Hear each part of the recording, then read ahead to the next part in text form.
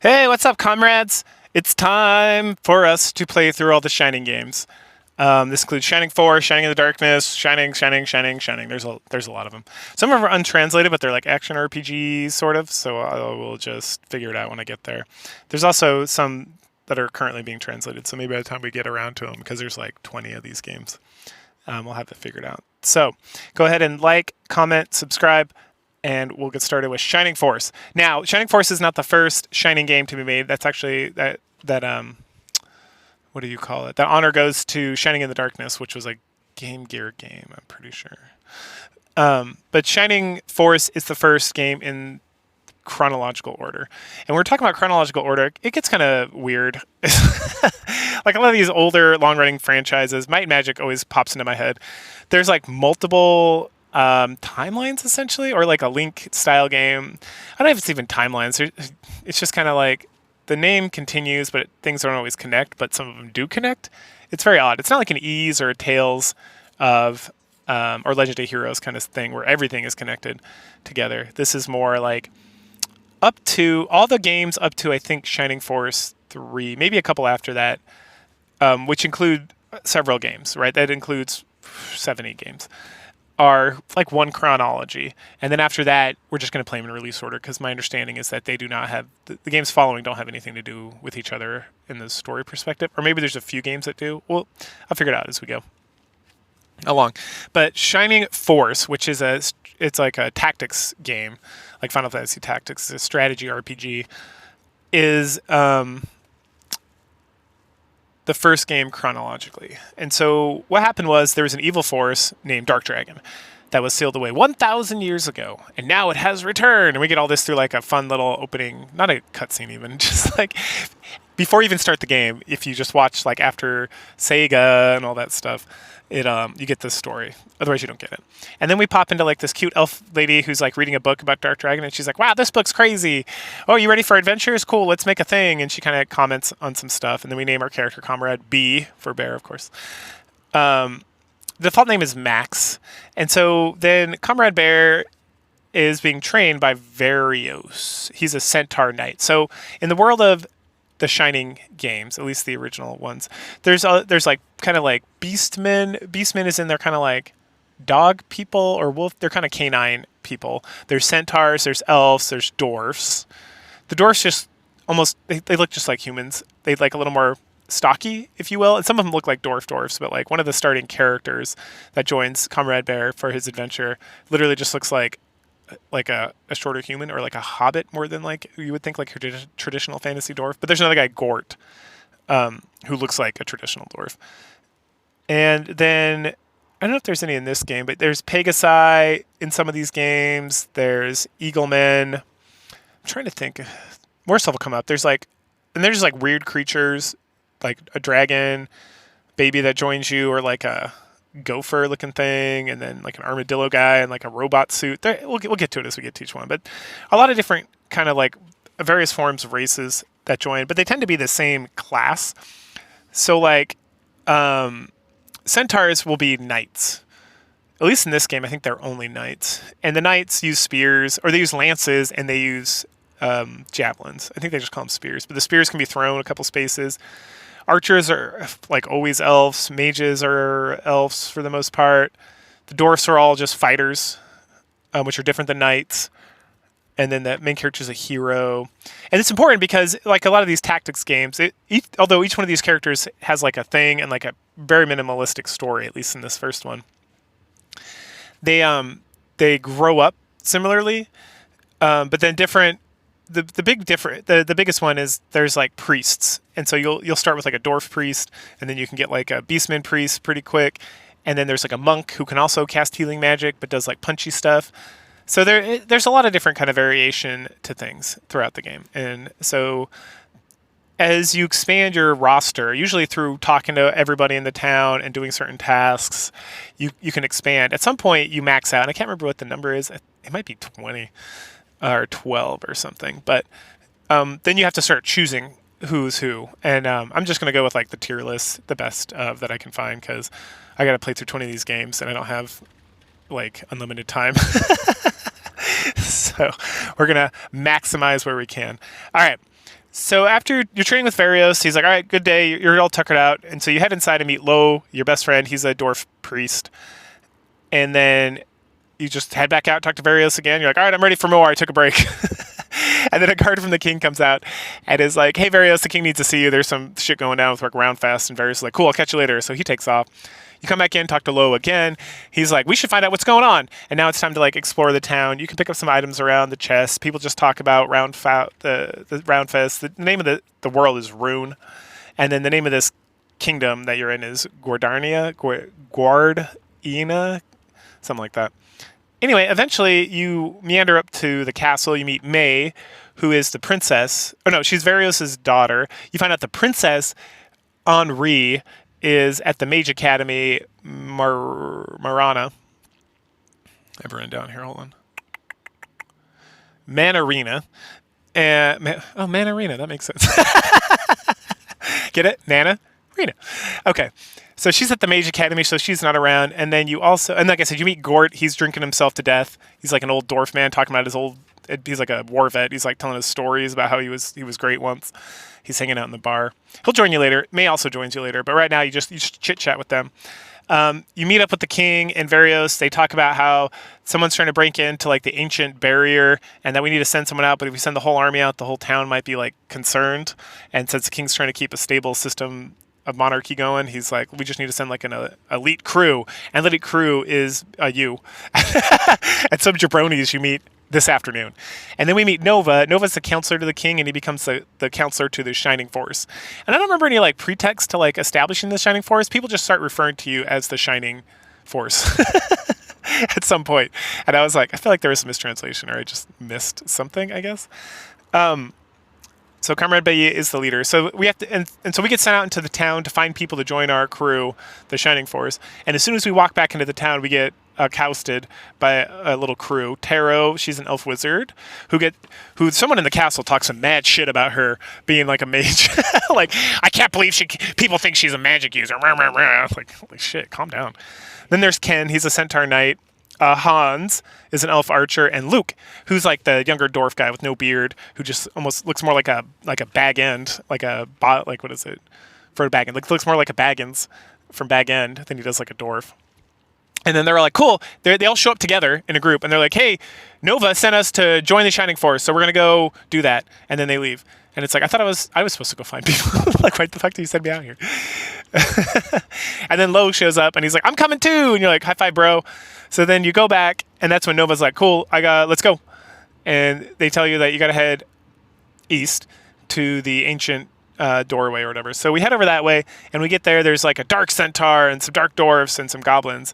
And they're like, ooh, we're mad you're here. And then there's like an earthquake, and it splits the temple a little bit, and then we begin battle. I immediately leave, because if we leave the battle and head eastward some more, there's like a little cabin. We head into the cabin, and we meet Gong. Gong is a monk. He punches things not very well, but he does have curing magic. He is okay. He's probably one of the first that's going to be let go to continue to hang out at the guild and not be used in battles. But it's nice having an extra healer and an extra set of like hands. Another thing I'm going to do with this is that you can leave battle at any time, or if Comrade Bear dies, you just head back to town. If other guys die, you got to like spend money, which is like 10 gold times their level to raise them up. But with Comrade Bear, I'm not really tracking. I think you lose some gold, but then he also has a spell that just lets you escape battle. So the way this game works is that your characters have to do an action to get experience points. And when they do an action, you get like 10 experience points. And every like 100 experience points, you gain a level. But when you kill somebody, you get like 30 to 50 experience points. It's like rated, it's on a curve depending on like your level versus the level of the creature you're killing. And so what tends to happen in these games, if you're not paying attention, is that your heavy hitters, like your long distance guys, or like your main character, or like the people who move really fast, like the centaurs, will gain levels like really fast, because they'll just be like pound, pound, pound. And the mage too, because mages get, at least Taro gets like a multi-square attack like pretty quick, like level 4, I want to say. And so if you're not careful, they will outstrip your like healers. And so you'll go into these battles, and you'll have these healers that get like pwned immediately and can barely cast healing magic that does anything. So you got to really you got to strategize a bit to like get life down, especially this early part. And then once the life's down a bit, then the healer can go in there with their dinky little staff and do like the 1 point of damage to kill a guy to get a bunch of experience. The other thing you want to do is constantly be healing. Like every turn, you want your healers to be like healing. Because again, it gives them a little bit more of that experience points and helps them keep up. If you do that, it's really not that hard. And then one of the strategies I always use of these is I egress out, which is literally the name of the spell that Comrade Bear has to get out of things. Until everybody's like roughly at the same level. Now, when you get new characters, they tend to be lower level, so I don't always try to like match them up right away in like the immediate next battle, because I would just you'd have to focus on them completely. But within a couple battles of them joining, I want them to be like around, if not like one level lower than like everybody else, which is really not that hard to do because again, it's the same experience points. And because they're lower level, they get that like 50 experience points when they kill. So you just got to have your guys like jump somebody and then like stand around them and then have like your dinky little new character come up and just do like the final couple of blows and then just keep healing them until they get it. And then they level up. You can level them up like 2 or 3 times in a battle without too much difficulty. Now, it does slow the game down a little bit, but it's a strategy RPG, so if you're trying to like rush through this, I don't know what to tell you. Especially because you need those healers to get like their better spells, so they can cast healing from farther away. Because the Cure 1 just casts like right next to where they're standing and only on one person. And then there's other stuff too, like Low gets an anti-poison spell, which is good, because that starts becoming an issue, especially if you don't have it. Okay, so back to the battle. We beat the shit out of those guys, and then the door's secure. Heck yeah, we did it. We head out. There's more monsters. They're attacking Gardania. And so we got to kill our way back over that way. And then once we get to town... Oh, the other thing we do after we pick up Gong, there's my friend, the hamster with the helmet. That guy will join you eventually. You just got to keep touching base with him whenever he like pops up. So this is like... from my recollection, I'm not like an expert at this game. He's played it like 1,000 times. But from my remembrance and looking at guides, I'm pretty sure you have to talk to this guy here or he just never comes up again. Now, do you want this guy to join your party? It depends, because when he joins you, it's much later in the game and he's like level 1 and he's kind of shit. So is it worth leveling him up? Only if you like really want to. It's not necessary, but it's like one of those cute little things that these Shining games do, at least the Shining Force games, where you can get these like kitschy characters that are kind of like fun if you really want to like invest the time into getting them up. Now, is it worth it? I mean, your mileage will go for as much time as you want to waste playing these old Sega Genesis games, or Sega Saturn in case of Shining Force 3, which all 3 are translated now, which is excellent because I only was able to play Part 1 on the Saturn back in the day. Okay. So the castle got attacked. They were barely able to hold off Rune Faust's army, and but they were. So, but the town's pretty messed up. It's like a totally different town with like buildings crashed and people looking all tired and shit. And then we head up and we see Kane, K-A-N-E. I might just start referring to him as Kane because that makes more sense in my brain. But Kane kills the king and kills Varios, and then he like nopes out. He's like, all right, adios, bitches. So clearly they weren't like completely driven off. But then May joins, and then if we go back to the bar, Gort will join us as well. And May's pissed because I killed her father and she wants revenge. That is the end of her story. Because this is an old Sega Genesis game, so we get like a little bit of character development here and there, and then it's just like, all right, cool. There's like 600 characters in this. We're not going to like spend that much time on anybody. Moving on. So next we have to head to Alterone, which is an ally of Gordania. It's the next like kingdom over. It's really not that far. So we go to the next map and we fight the next battle. And then when we get there, we meet this guy who's like, that lady's crazy. And then we talk to her and she is crazy and she's got a portrait. So I don't know if she joins us or she's an enemy. I can't remember. But she like reads our cards and tells us we should go back to Gordania and give up fighting Roundfist or else. And it's like, okay, thanks, lady. And then we just move on with our day. So then, let's see, we go to the church. Oh yeah, this is one of those games where you have to save at the church, unless you're save stating, which is what I'm doing. And then that's where you can also resurrect guys, and that's where you resurrect, with like very Dragon Quest E. So we find out that the friar went to the church to talk to them about not joining forces with Roundfist. We also hear about Chris, who is a beast lady, and her mom, it seems, is like looking for her, and she went to the castle and she hasn't seen her since. So then we can head up into the castle, and there we meet Chris, and then we meet the princess as well, who's just a princess. So we meet the princess. The princess is looking for Chris because I guess they're BFFs. And then eventually we go talk to the king, and we, steal a bunch of treasure, and then we talk to the king.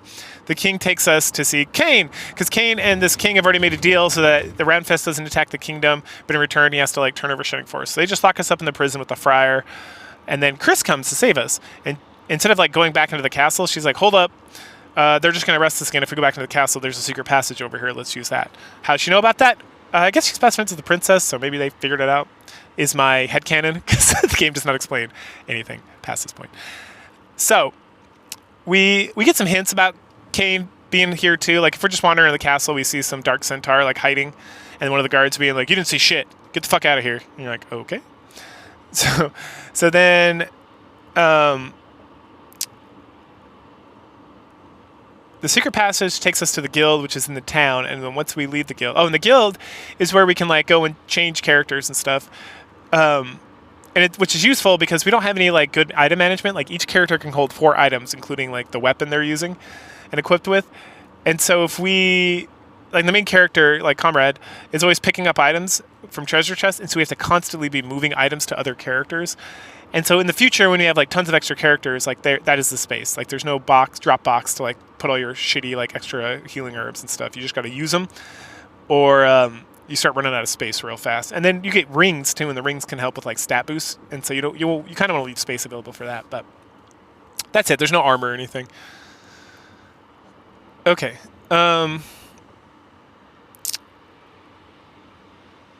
So then, yeah, we beat the shit out of... Oh, so... Sorry, it's pretty funny. So then we're in the town, and then Khan's like, "Oh, you escaped, I'll kill you!" And then somebody comes up, and they're like, "Hey, Master Khan, Dark Soul, from Phantasy Star, he wants to talk to you back home at Roundfest right now." And then Khan's like, all right, I'm coming. All right, you guys kill this guy, I'll see you later. And then he pieces the fuck out. It's what? So we kill them, rescue the town, the king apologizes, and gives us... He tells us to touch the dragon statue, which unlocks this the waterfall secret passage, which leads us out into the future of the game. And so we do that, and yeah, that's the end of chapter 1. So then chapter 2 picks up, and we're outside of Rindo. Rindo is going to have a circus. Everyone's talking about it. Also, Khan bought all the ships, and we need the ships to head eastward to continue on with our adventure. But the only ship left is the mayor's ship, and he tells us to go fuck ourselves. So, okay. We also learned that Mana Arena is here nearby, and so with no other options, not anyone's hey, you should go there. It's literally just well, we can't take the ship, and I guess, fuck it, let's go to Mana Arena. We head out, fight another battle to cross over this area. We get to Mana Arena, and immediately we meet Henri, the princess from Gardenia. And we're like, hey, we're from Gardenia. She's like, who the fuck are you? We're like, oh, hey, we're here. The king's dead. The kingdom's fallen. And she's like, I don't believe you. And then Nova shows up, and he's like, princess. And she's like, Nova. And he's like, it's true. And she's like, I'm going to cry. And then she runs off to cry. And then Nova's like, you should go talk to her, even though she just said she wants to be left alone. And so there we go. Tally-ho. Let's go do it. So we head upstairs, and we bump into Arthur, who's another Centaur Knight who's retired from being a knight, and he's just doing laundry, I guess. And he's like, I have no interest, but if you don't talk to him now, he won't join you later, which you want him to join later. We also talked to, well, let's do this. We talked to the princess. She apologizes for being a big crybaby, and then she joins as a mage. Yeah, she's a mage. Which is nice. She gets ice magic pretty quick, which is good. But again, she joins at level... Chris joined at level 2. She joins at level 3. My characters are level 7 at this point, or 6. So you see where this is going. We meet this lady who invented this magic device which turns people into animals and turns us into a chicken. And then we can wander around as a chicken, and we need to do that to get past this guy who's guarding an area because he only lets cute animals by. And then we meet another mage who will turn us back into a human. That's the whole side story there. It's fun. Don't get me wrong. So, it's whimsical. The whimsy of this game. It's very delightful. So it has no point besides just being a cute little side story that you can go embrace. But the main point now is that we got to talk to Austri. I think that's his name. I'm checking my notes. I wrote down... no, there it is. Aranti. So we talked to Aranti. He's like the head of this place, I'm assuming. He talks about like the light orb and using the light orb to get through the darkness, and that we need to head east, and that first step is to get the orb of light down in the caves of darkness, which is just below the Magic Academy, conveniently. So then we head down there, we fight through, kill everything, kill a skeleton, get a bunch of treasure chests, including the light orb. Then we come up, and we're not allowed to leave because we have to go to the back room where we use the orb of light to summon like a spirit that is going to tell us what to do in the future. And the spirit lady is literally just, you need to be safe and destroy Dark Soul. Goodbye. And I was like, thank you for not telling me anything I didn't already know. Tangent time. So, football season started. Oh, Lord. But I was watching some preseason games, the Saints, of course. Who dat? And I was watching commentary. So we had the local New Orleans guy before they went to like the main broadcast. And he's like, all right, for the Saints to do well this season, there's the 3 keys to victory. They got to not turn it. They got to play good defense. They got to score points, and they got to stay healthy throughout the season. And I'm like, the fuck? What are they paying you for? Hey, to play football, you got to do 3 things: play offense, play defense, and stay healthy. And I'm like, yeah, what? That's not commentary. That's how you play the fucking game, asshole. And so I'm complaining about it to my bro, and the Saints were playing San Francisco, and that's his team. And then, so I'm watching this, and then they go to like the main broadcast, and you have fucking Justin Edelman or whatever from the Patriots. And the lady who's talking to him is like, so what does San Francisco got to do to win this game? And he's like, well, the 49ers, or to win this, to go back to the Super Bowl. Well, the 49ers got to do 2 things. They got to win games and stay healthy. And I was like, what the fuck? And the reason I went on this tangent is because this advice that this spirit gave me is exactly the same. You want to save the world? You got to destroy Dark Soul, and you got to stay healthy, and you got to score those touchdowns. Thank you. I'm not retarded. God damn. Anyway, so we go report back to Aranti that what she said, and he's like, oh, that's very good advice. You need to sell east. And I'm like, all right. So then we go get Arthur, who's like, hey, you know what? I changed my mind. I'm going to join you guys. So he joins his level 4 knight. So now we have 3 knights. Baller. And then I guess we head back to Rindo. No one says to do that, but it's the only thing we can do. And we got to find some way to get the mayor to let us use his ship. Back in Rindo, we find out that the circus has arrived. And the circus is ran by a bunch of assholes. Namely, the lady from Altera who warned us to go back to Guardina, who was super sketch, she's actually running it. And she kidnapped the mayor's grandson. So the mayor's grandson said, hey, you want that boat? You get that boat, you get my grandson back. So we head over there. We head into the circus, and she's there, and she's like, oh, I have some other shit to do, so I'll see you later, but my marionettes will kill you. So we fight a bunch of puppets and some bats. And then, well, I guess it's a bunch of puppets, and then a marionette, and then a bat. And then bats. The marionette is like the first boss character we fought in this game. That thing could take it. First of all, I had like, I want to say at least double the hit points, and like the defense, like a Gong, who is not a great fighter, was the first to get up there to start pounding face, and he almost got wrecked. Now he's not very good, but still, he was doing like 1 point of damage, which normally he does at least 5 to 6.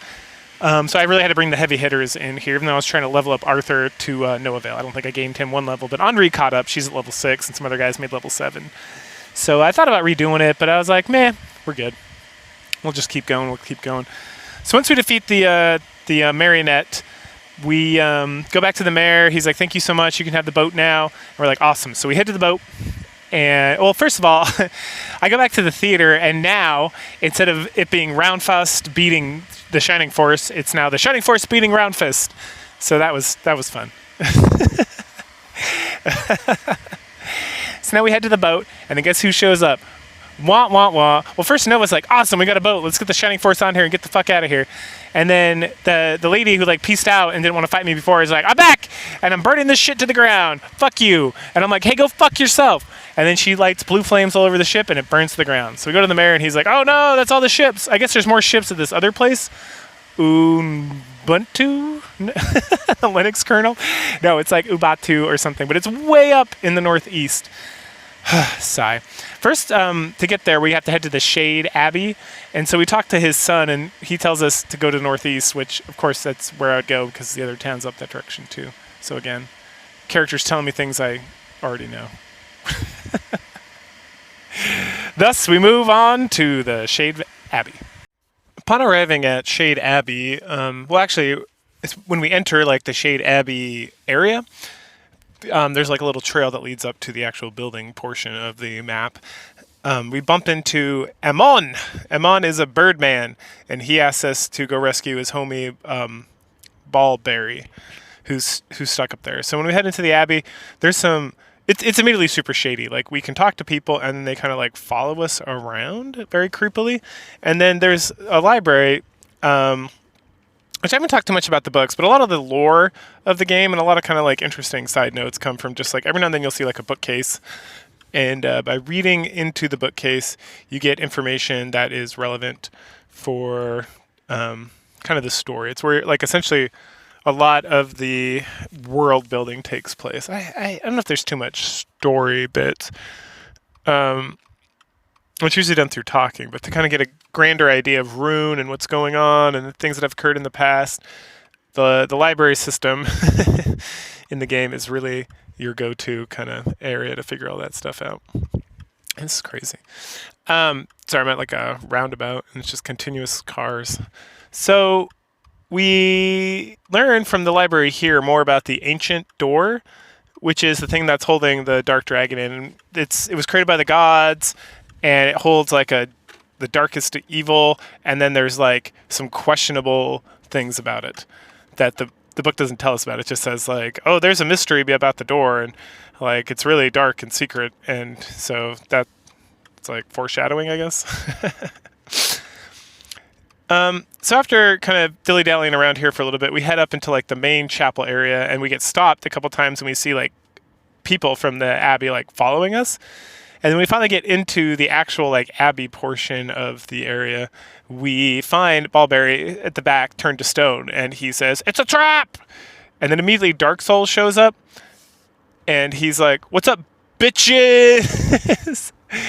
I got shit to do, but my army of undead here is going to kill you, so adios." And then he bounces out. And then we murder, again, I guess. Massacre is, I guess, the better term. We massacre his undead army. Rescue Ballberry, who's very grateful and just joins the Shining Force. And then we meet Ammon on our way out, and he mentions that we need to, when we go to Ubuntu, we have to go through Barstock, which is like northeast of here some more. And then he joins the Shining Force, and then that's the end of Chapter 2, leading us into Chapter 3. Now, of note, I mentioned that I've been working on trying to get everybody leveled up equally, and I couldn't do it. So Arthur, the third knight you get, and the knights are all centaurs, right? Because knights on horseback, centaurs get it. So he started off at level 4, and I was like, cool, that's fine. I leveled up everyone else I've gotten so far. I was very easily able to like level up in the immediate like battles that I was involved with. And so he kept dying like immediately, like one-shot kills. And so I kept like restarting this map to get him. And then finally I was like, and I'm playing some of these battles on like super fast speed, right? So, but eventually I was like, okay, I got to slow down and see what the fuck's going on.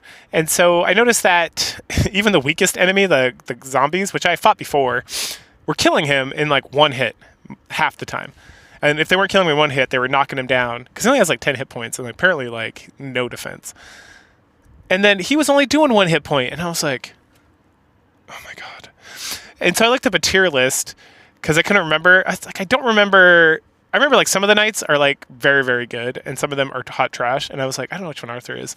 And apparently what I learned was Arthur can be one of the best knights, but you got to invest a lot of like time and energy into getting him to that point, which I don't want to do. But if you just want to kind of like cruise through the game and not like hyperfixate on making like an unstoppable killing force that makes the whole game like ridiculously easy, but you have to invest like a lot of time to get there, then Arthur's the best knight. And I was like, well, I definitely don't want to do that, waste all that time because I got like 20 more of these games to play. So fuck it. He can just be level 4 until I get 12 people into the Shining Force, and then I will boot his ass out and never think about it ever again. So Barstoke's an interesting place, mostly because of the forced exploitation of the men to mine for the laser eye. So Rune Faust has gotten here before us, obviously, because that's how this game works. And they sent a Mad Mage or something with his like crew of cronies, and they showed up and they're like, "Hey, you have to work in this quarry until we find what we want." And they took all the men. And so all the women and children and everyone's pretty satapotamous about the whole situation. And we meet an alchemist who informs us that the one guy they couldn't force into servitude was, hold on, write this down, Xylo. And Xylo's a sweet ass. He is fantastic. He's a werewolf who punches/claws things real fucking good, and he has like, it's like he can fly, like like I don't know if I mentioned this before, but like sometimes some of your characters, even your good characters like the hero or Taro, the first mage you get, they move real fucking slow because there's so many forests and mountain passes and stuff. And Taro moving slow through forests is kind of confusing because every other elf in this game has like unlimited distance to move through the forest because they're fucking elves. Anyway, so Xylo's great. We don't get him yet. The alchemist informs us that we need to get the moonstone so that he can make the lunar drop, which will cure Xylo from his madness, and that right now they have him locked up so they can't get around. We wander around some more, and we eventually run into the head of the town, or the wife of the head of the town, more like. And she's like, "Please save my husband. I will tell the lady guarding the way to the quarry to let you in there so you can take care of Roundfest and get our husbands back. And then talk to my daughter, she'll help." And you go talk to her daughter, who's an elf archer, like Hans. Only I feel like she's slightly better. Only because Hans has like really struggled with like speed, I want to say. Like his turn just doesn't come up that often. Diane, who is the elf that joins us now, she's just like, it's like her turn. It's kind of janky. I'm sure it's not janky. I'm sure if I understood like the mechanisms here, but sometimes I'll have characters like Gort, for example, will have like 2 or 3 turns. Like it'll be like his turn, May's turn, Hans's turn, Gort's turn again. And I'm like, what? And then sometimes it'll be like, oh fuck, Gort's all the way back here. He hasn't had like a single turn this entire game. So I do not understand the mechanism of action here. Some guys are just fast, period. Like the knights tend to always go pretty regularly, like May and I kicked the fuck out of Arthur. I kicked him the fuck out of the party like real fast. I also dropped Gong, even though Gong had hit level 10 and I promoted. So let's talk about that now. So when you get to level 10, you can promote your characters to like their next class level. And then you can only do it once in this game. And then they start back at level 1, and they keep all their abilities, and you can keep growing them. They keep some of their stats and stuff, too, and I think the max level is 20. So if you're really trying to min-max this game, and honestly, some characters are just shit, unless you, like, really push that level. You, like, over-level, essentially, before you promote. And when I say over-level, it's like you're getting up to level, like, 20. Sometimes it's like level 15, 16 is good enough. This game is not hard, for realsy. And it's pretty short. So for me, it's like, no, I got so many of these games to play. I'm not going to, like... When I do these, like, massive... run-throughs of things, I tend to just like, I cheat a bit and I exploit and I do whatever I can to kind of get through the games quickly. And so there's absolutely no reason to like get to that point. So the second dude's a turn in level 10, I'm like, promote, let's go. Which is fine. The game does not require, it's not even like hard if you do that. So I promoted Gong and then kicked him out of the party. And when you kick people out of the party, they just like hang out in the guild and you can go chit chat with them, but they're no longer in your active party because you only have 12. So I kicked Arthur out before for Diane. Oh wait, no. Wait, did I kick Gong out yet? No, I think I have Gong for this upcoming fight in the quarry. When I get Xylo, I kick Gong out, and then I continue to get people to level 10, level them up like the hero and Taro and Lowell and Xylo the werewolf. He gets leveled up real quick because he starts at level like 9. So he's like ready to go. He's the only character thus far that like starts off at like a reasonable level. The Birdman I didn't even touch. They were like level 5 and 6, and all my guys are level like 8, 9. And I'm like, nah. Like, I got a pretty solid crew here. I'm not gonna like mess that up, so I can like focus on leveling up these guys, which will probably be one-shotted. So we show up to the quarry, and the Mad Mage is like, we found the laser eye. So now we can kill Shining Force. And he's like, they're here! Stop them! And so then we murder our way down to him, and we kill him, and as we kill him, he's like, too bad, you're too late, the laser eye is already at the bridge. And then someone at the town like mentioned this bridge as well, just stating that a lot of Rune Faust guys are like chilling out at the bridge. And then once we rescue everybody, we get the moonstone from the cave, we take it back to the alchemist, he creates the lunar drop, and we go rescue Xylo. We also go talk to like the head of the town chieftain here at Barstoke. And he's like, you need to head to the bridge, and the next step is to head to... I don't think I wrote it down, like the next area. Yeah.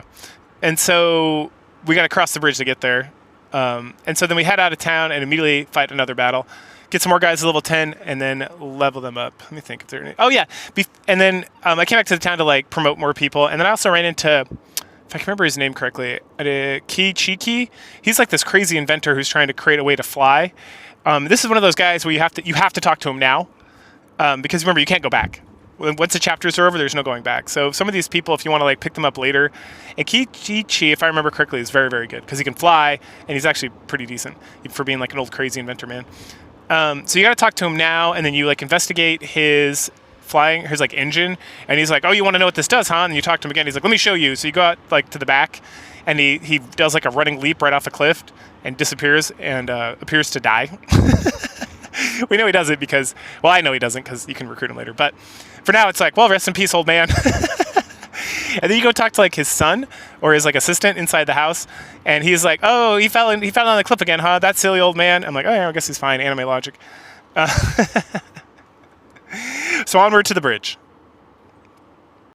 So this bridge, fuck this bridge. This thing got me good. Fucking laser eye. God damn, dude. I was trying to rush this thing because this whole game you just kind of rush through battles and you don't think about it too hard. This is the first time I actually felt like I had to like really strategize outside of just trying to make sure my guys all got leveled up. Because you get up on this thing and it does damage to like all the squares all the way across the whole map, and it'll kill bad guys too. And so after a little bit I was like, oh, it's killing the bad guys. I can just like fucking hang out here, and especially with like what is it called, the fast forward option in emulators, frame skip or something, I don't remember. Anyway, I just have that like run, and I just have my guys, I can literally just be like, don't do anything, don't do anything, don't do anything. I did that for like 3 rounds of this thing firing off, and it killed like half the enemies for me. Just cleared the space. And you may be like, oh, but you're missing all that experience. And I'm like, fuck that experience. I died so many times in this. I was actually getting worried that I was going to run out of money to like resurrect guys, because I try to rush this bridge and then I get caught in a situation where I can have like 2 fighters attacking 2 different guys, and then was like, oh my gosh, what am I going to do about this? And then so once he hit off that third and just like cleared the bridge completely, I just like booked it with everybody, got across that bridge, and I beat the shit out of Laser Eye, and then I had to kill a couple more guys before like the actual level ended. So that was fun. I also realized that I had like broken weapons or something, and that I needed to like buy new weapons because I was doing like so little damage with some of these guys. It was like, this is like a real wake up call. Like, I need to pay attention to this game. I can't just like sleep roll through it. Like, I actually have to spend a little bit of time, even though this game is super easy. And once I did that, I cleared it super fast. So that was great. Oh man. Oh, I forgot that Pele's here. So when we first show up, there's a merc called Pele, and he's like, hey, fuck you. I'm not going to just do whatever you want. I quit. And the guy's like, you can't quit. You're a mercenary. He's like, that's exactly why I can quit. And then he gets pushed off the cliff. But don't worry. At the end of the battle, he shows up. He's like, hey, I want to join your Shining Force, which is good because he is the best knight in the game, / centaur. He's fast. He can go really far. He's got plenty of hit points and lots of damage. So if I'm not going to sit around and like slow level Arthur up to level 20 and then fucking promote him, he's the best. For just like cruising through the game. And even if you do that, he's still probably the second best. So that's great. So we're really starting to like build our core crew of guys. That's just going to be what we roll through the rest of the game. But once we get through the Laser Eye, that's into Chapter 3. So Chapter 4 starts off, and we're in Pow, the transient city, the caravan city. It's a bunch of, it's caravans. They're like big wagons. And so here we meet Elliot. Who's Elliot, you may ask? Elliot's a general of the Roundfast army, and he's just chilling. And we're like, what's up, homie? And he's like, sup, homies? So you're going to have to kill me, but I want you to kill me because I can't be disloyal to my king. But my king's been corrupted by Dark Soul, and I'm worried about my people. But if, you know, I could quit and then help you. But no, I'm just going to be loyal to the orders of the king and die. And then he's like, all right, so I'll see you out in the battlefield in a minute. Adios. And you're like, bye. Stupid motherfucker. We also meet the caravan queen. She looks like a little kid, but I guess she's supposed to be like a hot babe or something.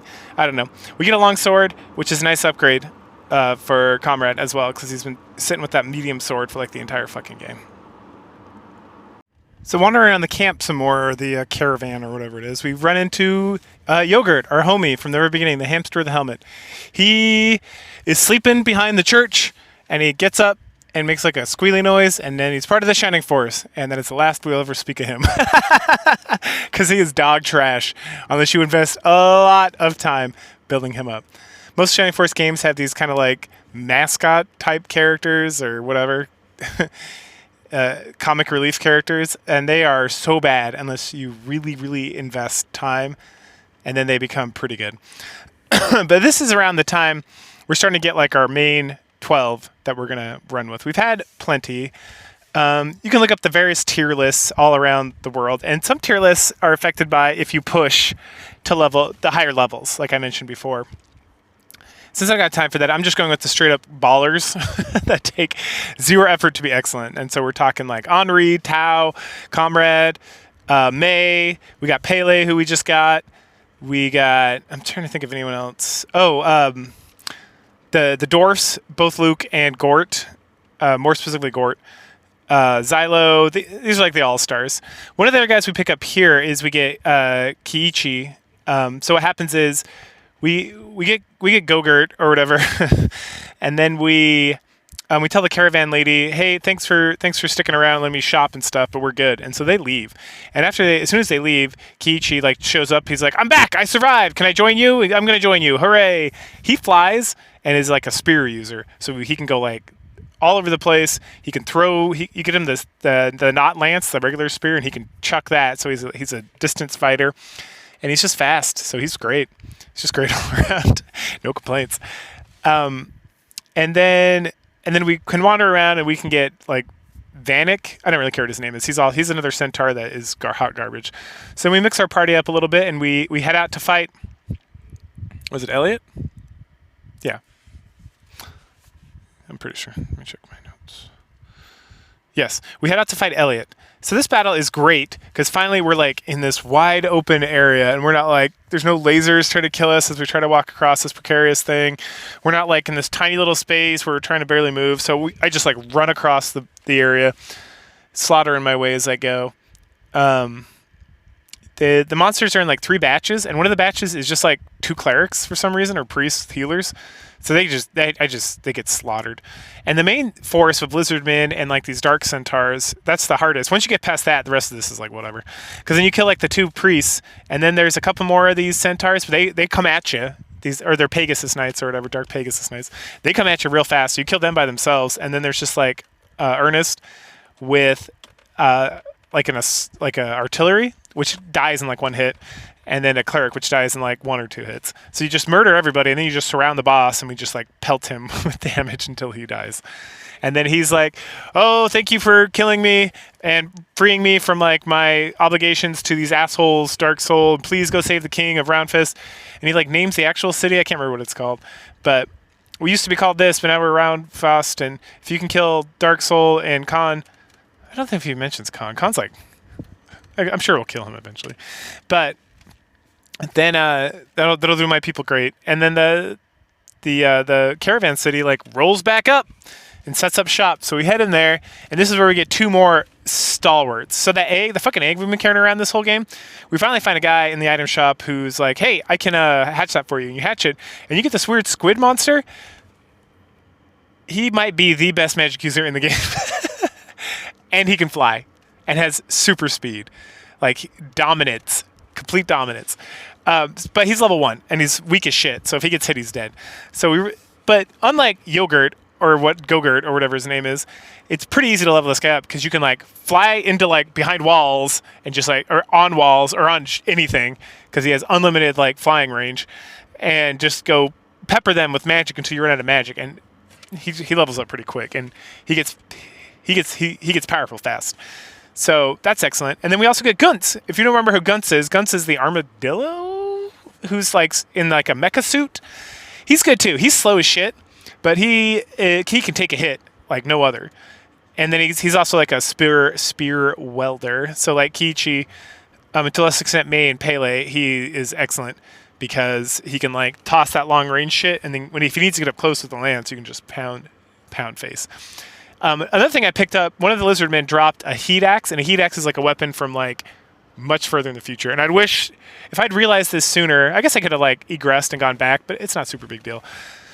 But I gave it to Gort, and he just started like it gave him like almost 10 more attack, which is a big fucking deal because people have like 28 attack, and now he has like 38, so he is like crushing it, which is pushing Luke a little bit behind, who's my other dwarf warrior, which is unfortunate, but it's fine. We also get a new sword for the hero, so he's doing much better.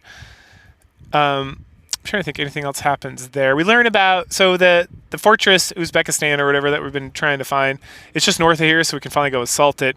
And then once we assault it, then we're going to go help Ernest, who's fighting the big boss of this chapter at the docks.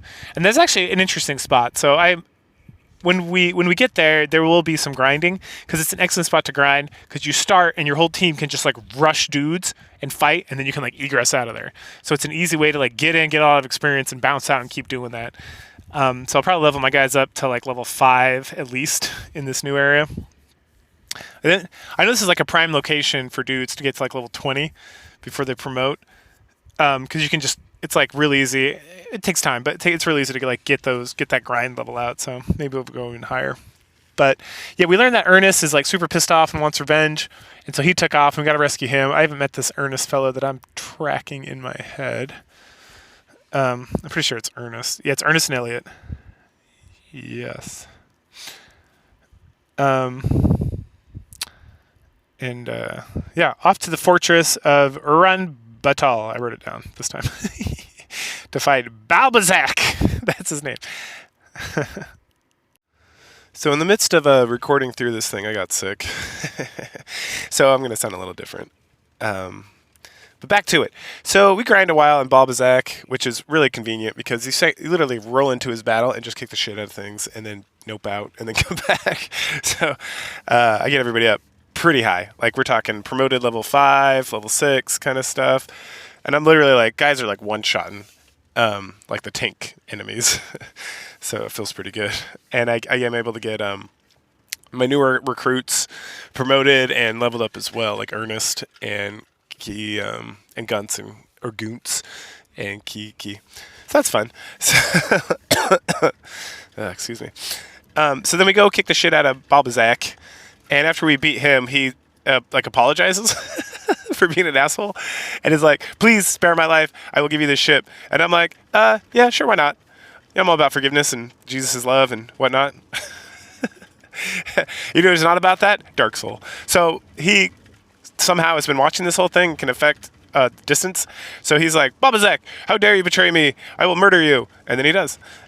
Oh, that was rough. Anyway, onto the ship we go. And of course, I feel like this is like the third ship. No, it's the second ship we've wrecked, but it's the wait, is this the second ship? No, this is the first ship because we get that we got. No, this is the second ship we've wrecked because we got the mayor's shipwrecked before, and now we're on this ship, and then we head out, and Dark Soul's like, come get me, motherfuckers, I'll take care of you. And so we head out, and then we run into battle immediately, and it's a very simple battle. It's we just like move to the middle of the ship and wait for the enemies to come to us, which is unusual because generally in this game, well, not even generally, oftentimes the enemy will just like stand the fuck around until you like engage.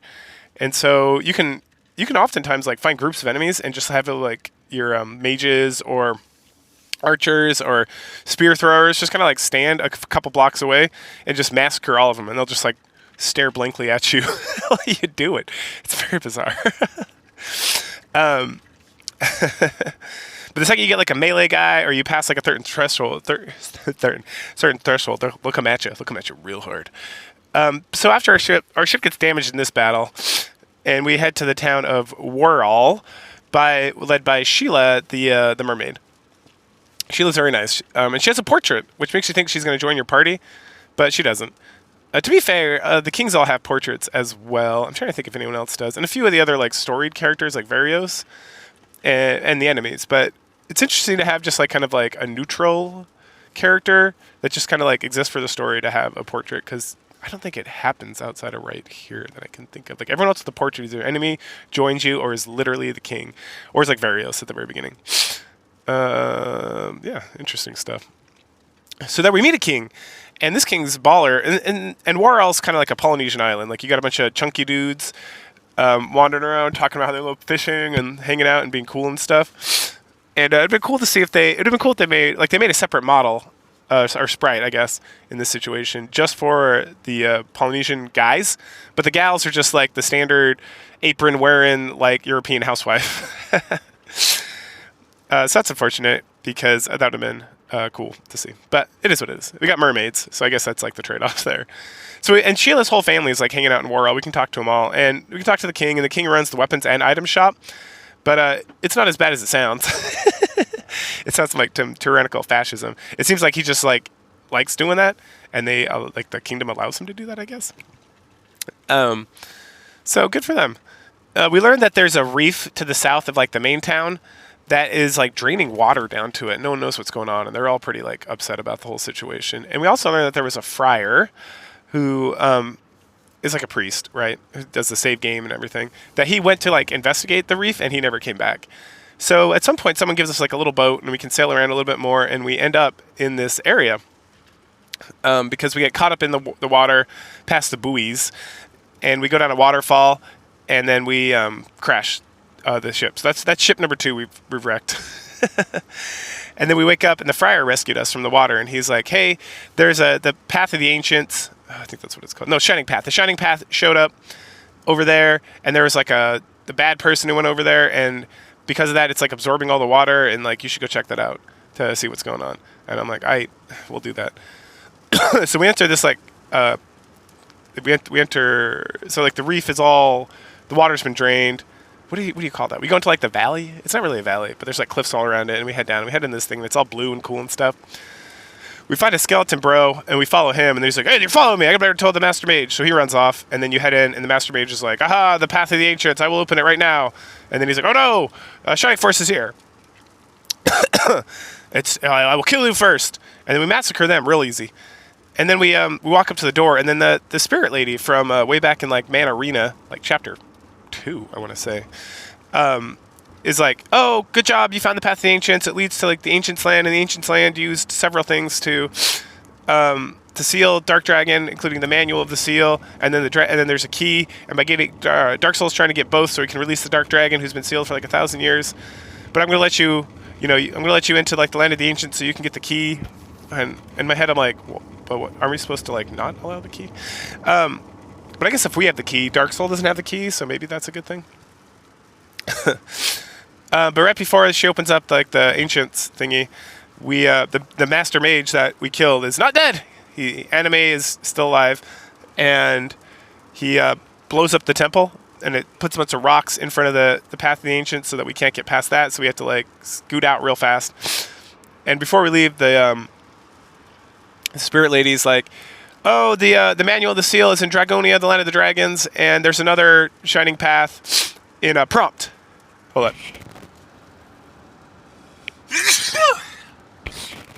Oh, sorry, sneezing. So we're gonna head to Prompt, I think. So we head out. We escape right before the water fills up everything, and then the friar is like, "Oh, good job, we did it, yay!"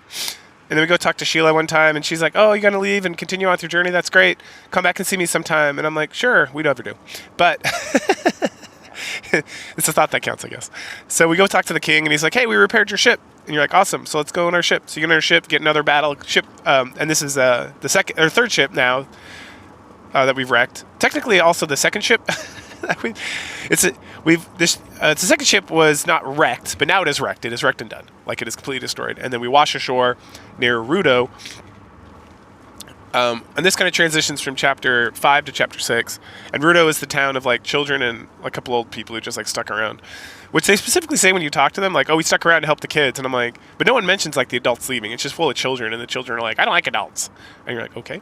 Except for Karen and Kryn, I want to say, who are sisters, and they're kind of like the bosses, right? Kind of funny that Karen is the boss. Anyway, she informs us that Dragonia is like right over there, and that Blue is the last holy dragon, and that he went to like do something. I don't think it's ever like purely defined. It's like there were monsters there, and he went to go take care of it or something. But he's a coward, so you're going to go help him. And then we talk to Kryn, and Kryn's like, "Oh, do you know about the manual of the seal?" And I'm like, "No, I do not." And she says, "The manual of the seal was used by the ancients to seal Dark Dragon like 1,000 years ago, and but it can be used to unseal him as well." And I'm like, "Cool, I already knew that. Thank you for that information." Well, I guess I didn't know that specifically, but it was kind of, I'm not retarded, so I was able to figure it out. And then she says, "Oh, go take care of Blue, and then come back, and I'll give you some more information." Let me think if there's anything else really going on. Oh, then we meet, I think his name's Lyon, like Lyon. And he's a centaur archer, but, I'm not going to use him. So he's like, "Hey, it's you, Comrade B, I've been waiting for you. I'm going to join Shining Force." And then you're like, "Okay." And then he joins Shining Force, and that was the last we ever hear him, because I don't use him. Because I already have, like, essentially, I think there might be one character I trade out. I was looking at some tier lists and trying to think about it, but I don't know, the party I have right now is pretty good. I'd maybe trade out, like, Luke, just because he's kind of slow. If someone like faster or with more movement speed comes along, but he's still fantastic. He's just probably he's like the worst character out of like all my like SS plus triple S characters, SSR, whatever kind of gotcha game logic you want to use for this. And he is like SS and not SSS or SSR or like it's not. He's just like he's good, but there are better options, so I'd go with that. I've played a lot of Nikki. Goddess of Battle. The game is so fucking good. So that's what I'm thinking about. Okay. So, checking my notes. Fixed out boat, head out that way. Then again, attacked by monsters. Oh, yeah, okay. So then we get into a battle heading over to Dragonia. And then we get to Dragonia, and there's nothing going on. So that's funny. So we just walk around, get some treasure chests. Comrade gets a new sword. We get a halberd I give to Gunts. Because halberd's not... So, yeah, let's talk about this here. So, there's different... weapon classes, right? So there's sword, there's spear, there's axe, and that is all. Oh, no, and then there's staff. So different classes can use different classes of weapons, obviously. So like the hero can only use swords, for example, and the birdmen use swords, and then staffs are like the wizards and the priests can all use staffs, and then like the monk and who are like just like Xylo and Gong just use their fisticuffs. But then like everybody else, and then the dwarves can use swords and axes, but they're the only ones who can use axes as far as I'm tracking. And then there's like arrows, which can only be used by the archers. And there's only like 3 archers. There's Hans, I already forgot him, Diane, and Lyon, thus far in the game. And then like everyone else uses spear class weapons. That's a lot, because there's a lot of knights. Like, I want to say there's like 5 or 6 knights, and then there's Kichi, and then there's Gunts, who all use spears. So that is, like, the most important weapon in the game. Now, the spears have 2 classes of weapons within themselves. So people can use spear-class weapons. They can choose between, like, essentially javelins and lances. Because javelins you throw, right? And that's the thing. The javelin-class weapons, as I'm going to call them, you could just call them spears and then lances, but I'm going to call them javelins. So the javelin-class weapons you can throw from like 2 squares away. So easily the better choice, hands down, period. It's a strategy game, right? So the lances all do like more damage, but that's the thing, they don't always do more damage. They do more like when... It's interesting because it's not like, hey, you have a choice between these 2 weapons, and like the lance is slightly more powerful, but the javelin has like more reach. It's like, it goes back and forth. So you start with... What do you start with? You start with like spear, I think is what it's just called, and then you can get like bronze lances. And so the bronze lances are the only upgrade from that.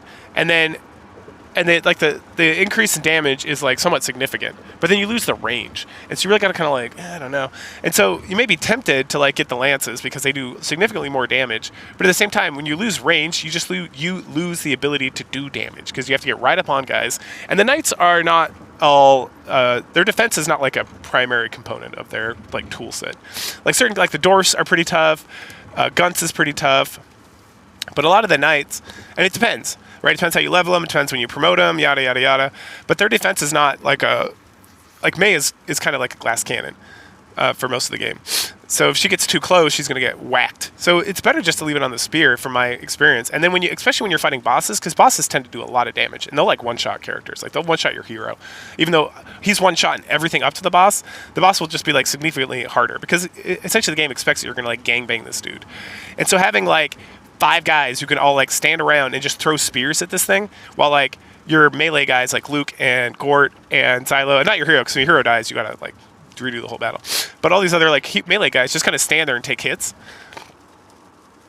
Well, dudes are just like raining spears down on this guy. That's the correct way to handle these boss battles. And so it's like always, in my experience, at least with Shining Force 1, and if I remember correctly, Shining Force 2, but we'll see when we get there. it's always better to just like leave it with the javelin / spear and just never get the lances are just like a waste of time and money because you have to get so close, and unless it's like so much better. So for example, we find a halberd, which is like a way more powerful item. It's like kind of like the heat axe that I got for Gort from one of the lizard men, where it's just like, it's not just like, oh, here's like 4 more extra attack, which is pretty significant because even at this level I'm at now, where I'm like nearing the end of the game, like the attack is like 40, so 4 is like 10%. So if you're getting a 10% increase, that's pretty significant. So even if so unless it's like 10 or 12, which the heat axe it was like 12 more damage. So that's so significant. This halberd, same thing. It was like 10 more damage, and then Guns is a tank. Like a literal tank. Like he's not just like in a metallic like mecha suit for kicks and giggles. He has a lot of defense. Like he takes like 1 point of damage from guys. So I give him the halberd and I give him a speed ring so he can move faster. And now he's just like rolls in and like kicks the shit out of people. And then he just takes hits. So that's good. And then I have 1 more melee character to like distract bosses with. But everyone else is like Speared Town. All right, that's kind of a long ride, but it's like one of the interesting components of like balance in this game. This like super old game, when you're trying to consider what you're doing. So it makes the strategy a little bit more interesting because you have to like balance this stuff along with like all the other character stuff. It's really not that much. Like you equip weapons and occasionally you get rings. Like there's really not that many. And then you were getting like stat boost items at the beginning of the game, but that cut out real quick. And I haven't gotten like any bottles or like chicken legs or bread of life or whatever since like chapter 3, I want to say 3 or 4. And it's really unnecessary because once you promote, and you start like leveling, you get like your bonuses are so crazy, and that stuff like the bottles gave you like 1 extra attack or something. And I'll get a level and get like 6+ attacks, so it's like I see why they did that, but just some balancing stuff. Okay, anyway, so in the town of back to Draconia, eventually we bump into Blue. I'm trying to think if there's anyone else we run into here that's important to talk about. No, eventually we run into Blue. And he's a coward. He's like, get away from me. I don't want to fight. And then we talk to him again. He's like, no, leave me alone. And then Karen shows up, and she Karens him real good by being like, I'm disappointed in you, Blue. You got to be a dragon and stop being such a bitch. And then she leaves, and we try to talk to him again, and then we hear Karen like scream, and he's like, oh no, and he runs off. And we get the treasure that he was like guarding. Then we go out, and we see one of those like centaur guys from the very beginning of the game, who's like weak as shit. And he's like, I got this woman. You're all screwed. And then Blue's like, no. And then he like finally like mans up and breathes fire on this guy and kills him. And he's like, oh, I'm so excited, I can join the Shining Force now. And then it's the end of Blue. Because he's kind of a shitty character unless you invest like a lot of time and effort into leveling him up, which I will not. So goodbye, dragon friend. It's been good knowing you. And then Karen's like, oh, thanks for the save, adios. So she leaves, and as we're about to leave, we run into Kane. It's Kane again, only now it's spelled Cain instead of Kane, which is also very interesting. That halfway through the game they changed the spelling of the name. Love it. Anyway, so he's like, hey man, I want you to get ready. I want to have like a fair fight. So you go take care of what you got to do with the guild, and when you're done, then we'll fight. And I think it's just an excuse for the developers to be like, oh man, how do we set this battle up that makes more sense? And it's like, oh, we just start from the guild, so we make them go to the guild, and then we come out. So we come out, and there's a bunch of random dudes, and then Kane. And this is another battle like Balbazak, where they have like a line of golem monsters that just fucking stand there. And as long as we don't like cross their line or attack them directly with the melee character, they'll just like hang out. Like nothing. There's some gargoyles that come from north that are like real easy to kill. So it's time to get Henri and Taro leveled up. Even though they're mages and they do like a ton of damage to like a big group, they're very slow. And they don't have a lot of movement either. So it's at this point I'm like, okay, they're like 3 levels behind everyone else. Let's just have them like kind of roll up and get up. So we're at a post promotion level 8 and 9 at this level. And so everyone gets up to like level 8 at least. And then we go to Kane. And my normal thing, again, is just surround him with melee units and fight. And I made the mistake of taking Comrade Bear and just putting him right up there and hitting him in the face. And then he died in like 1 shot. And I was like, ooh. And the funny thing is, Nova even warns. He's like, hey, don't forget, this guy's the guy who killed Varios in like 1 shot. So be careful, like at the beginning of battle. And I'm like, got it. And then I get 1 shot at it. And I'm like, ugh, okay, let's not do that again. So then I just roll through the map again. And this time I do my favorite maneuver, which is I just surround Kane with like guys from a distance and just like wail on him. And then have Gunts stand as like a barricade to anybody getting hurt. And we go through him pretty quick. I mean, he's got like a lot of life. And again, like guys are doing like, this guy's got like 60 hit points and guys are doing like 6 to 7 damage. Yeah, like even my strongest attackers, because that's how the bosses are in this game. But eventually we kill him, and then once we kill him, his mask gets broken off, and he's like, and we see his like beautiful white-haired like Sephiroth style anime character, and he's like, "Oh, thank you for destroying that. Dark Soul was using that mask to control me. I feel so bad. Oh, I apologize. Please forgive me for all the dark things I do. Please, you have to stop Dark Soul and not let him release the Dark Dragon." And then he like, it looks like he dies, or I thought he implied that he died, and then we head into like this shrine in Dragonia that we couldn't get into before, and he's just standing there. And you're like, "What's up, homie?" And he's like, "Help me open this door." And you're like, "Okay." So then we open the door, because it takes 2 heroes to open the door. So we go to the door, and it's like, well, because I went to the door first, and it was like, you need 2 heroes. And I'm like, all right. So then we go talk to Kane, who I guess is also a hero. I guess he's a hero class. That makes sense. It's less about being a hero and more about the class, I guess. So we open the door, and we head downstairs to get the manual of Seal. And then and then Dark Soul's there. And he's like, "What's up, bitches?" And I'm like, "Damn, dude, what are you just standing here? You already got your shit." And he's like, "I'm going to kill Comrade Bear. I'm tired of..." He let me get inside here somehow, magically. I like teleported in as soon as you open the door. And, but now I'm done with him. I don't need his shit no more, because I got the key and I got the manual of Seals. I'm going to go release Dark Dragon. Fuck y'all. And then Dark Soul's like, or not Dark Soul, Kane's like, "Get out of here, Comrade Bear. I'll take care of this motherfucker." And you're like, "No," because you're a silent protagonist, so you don't say shit. But it seems like your character's like, "No," and Kane's like, "You have to leave," and like pushes out the door, and then it's like, bam, and then we go back in the door, and there's like a huge explosion, like mark on the ground where like they were standing, and they're both gone, and it's like, oh man, poor Kane. So the only thing left to do is to head back to Rudo and talk to Kryn again, because she asked us to come back. And she's like, "Oh no, Dark Soul got the manual seal. That's a lot of trouble." Well, there's another story about getting the Chaos Breaker, and when you get the Chaos Breaker, you can go to like the far eastern shore, I think. It was eastern or western shore. And then you'll rise up the Castle of the Ancients, and that'll let you do something. And like, cool. And so we go talk to Karen, and she's like, "Hey, you need to go to Prompt. It's south of here. So you get going." And I'm like, "Okay, cool. Thank you for letting me know what I need to do next."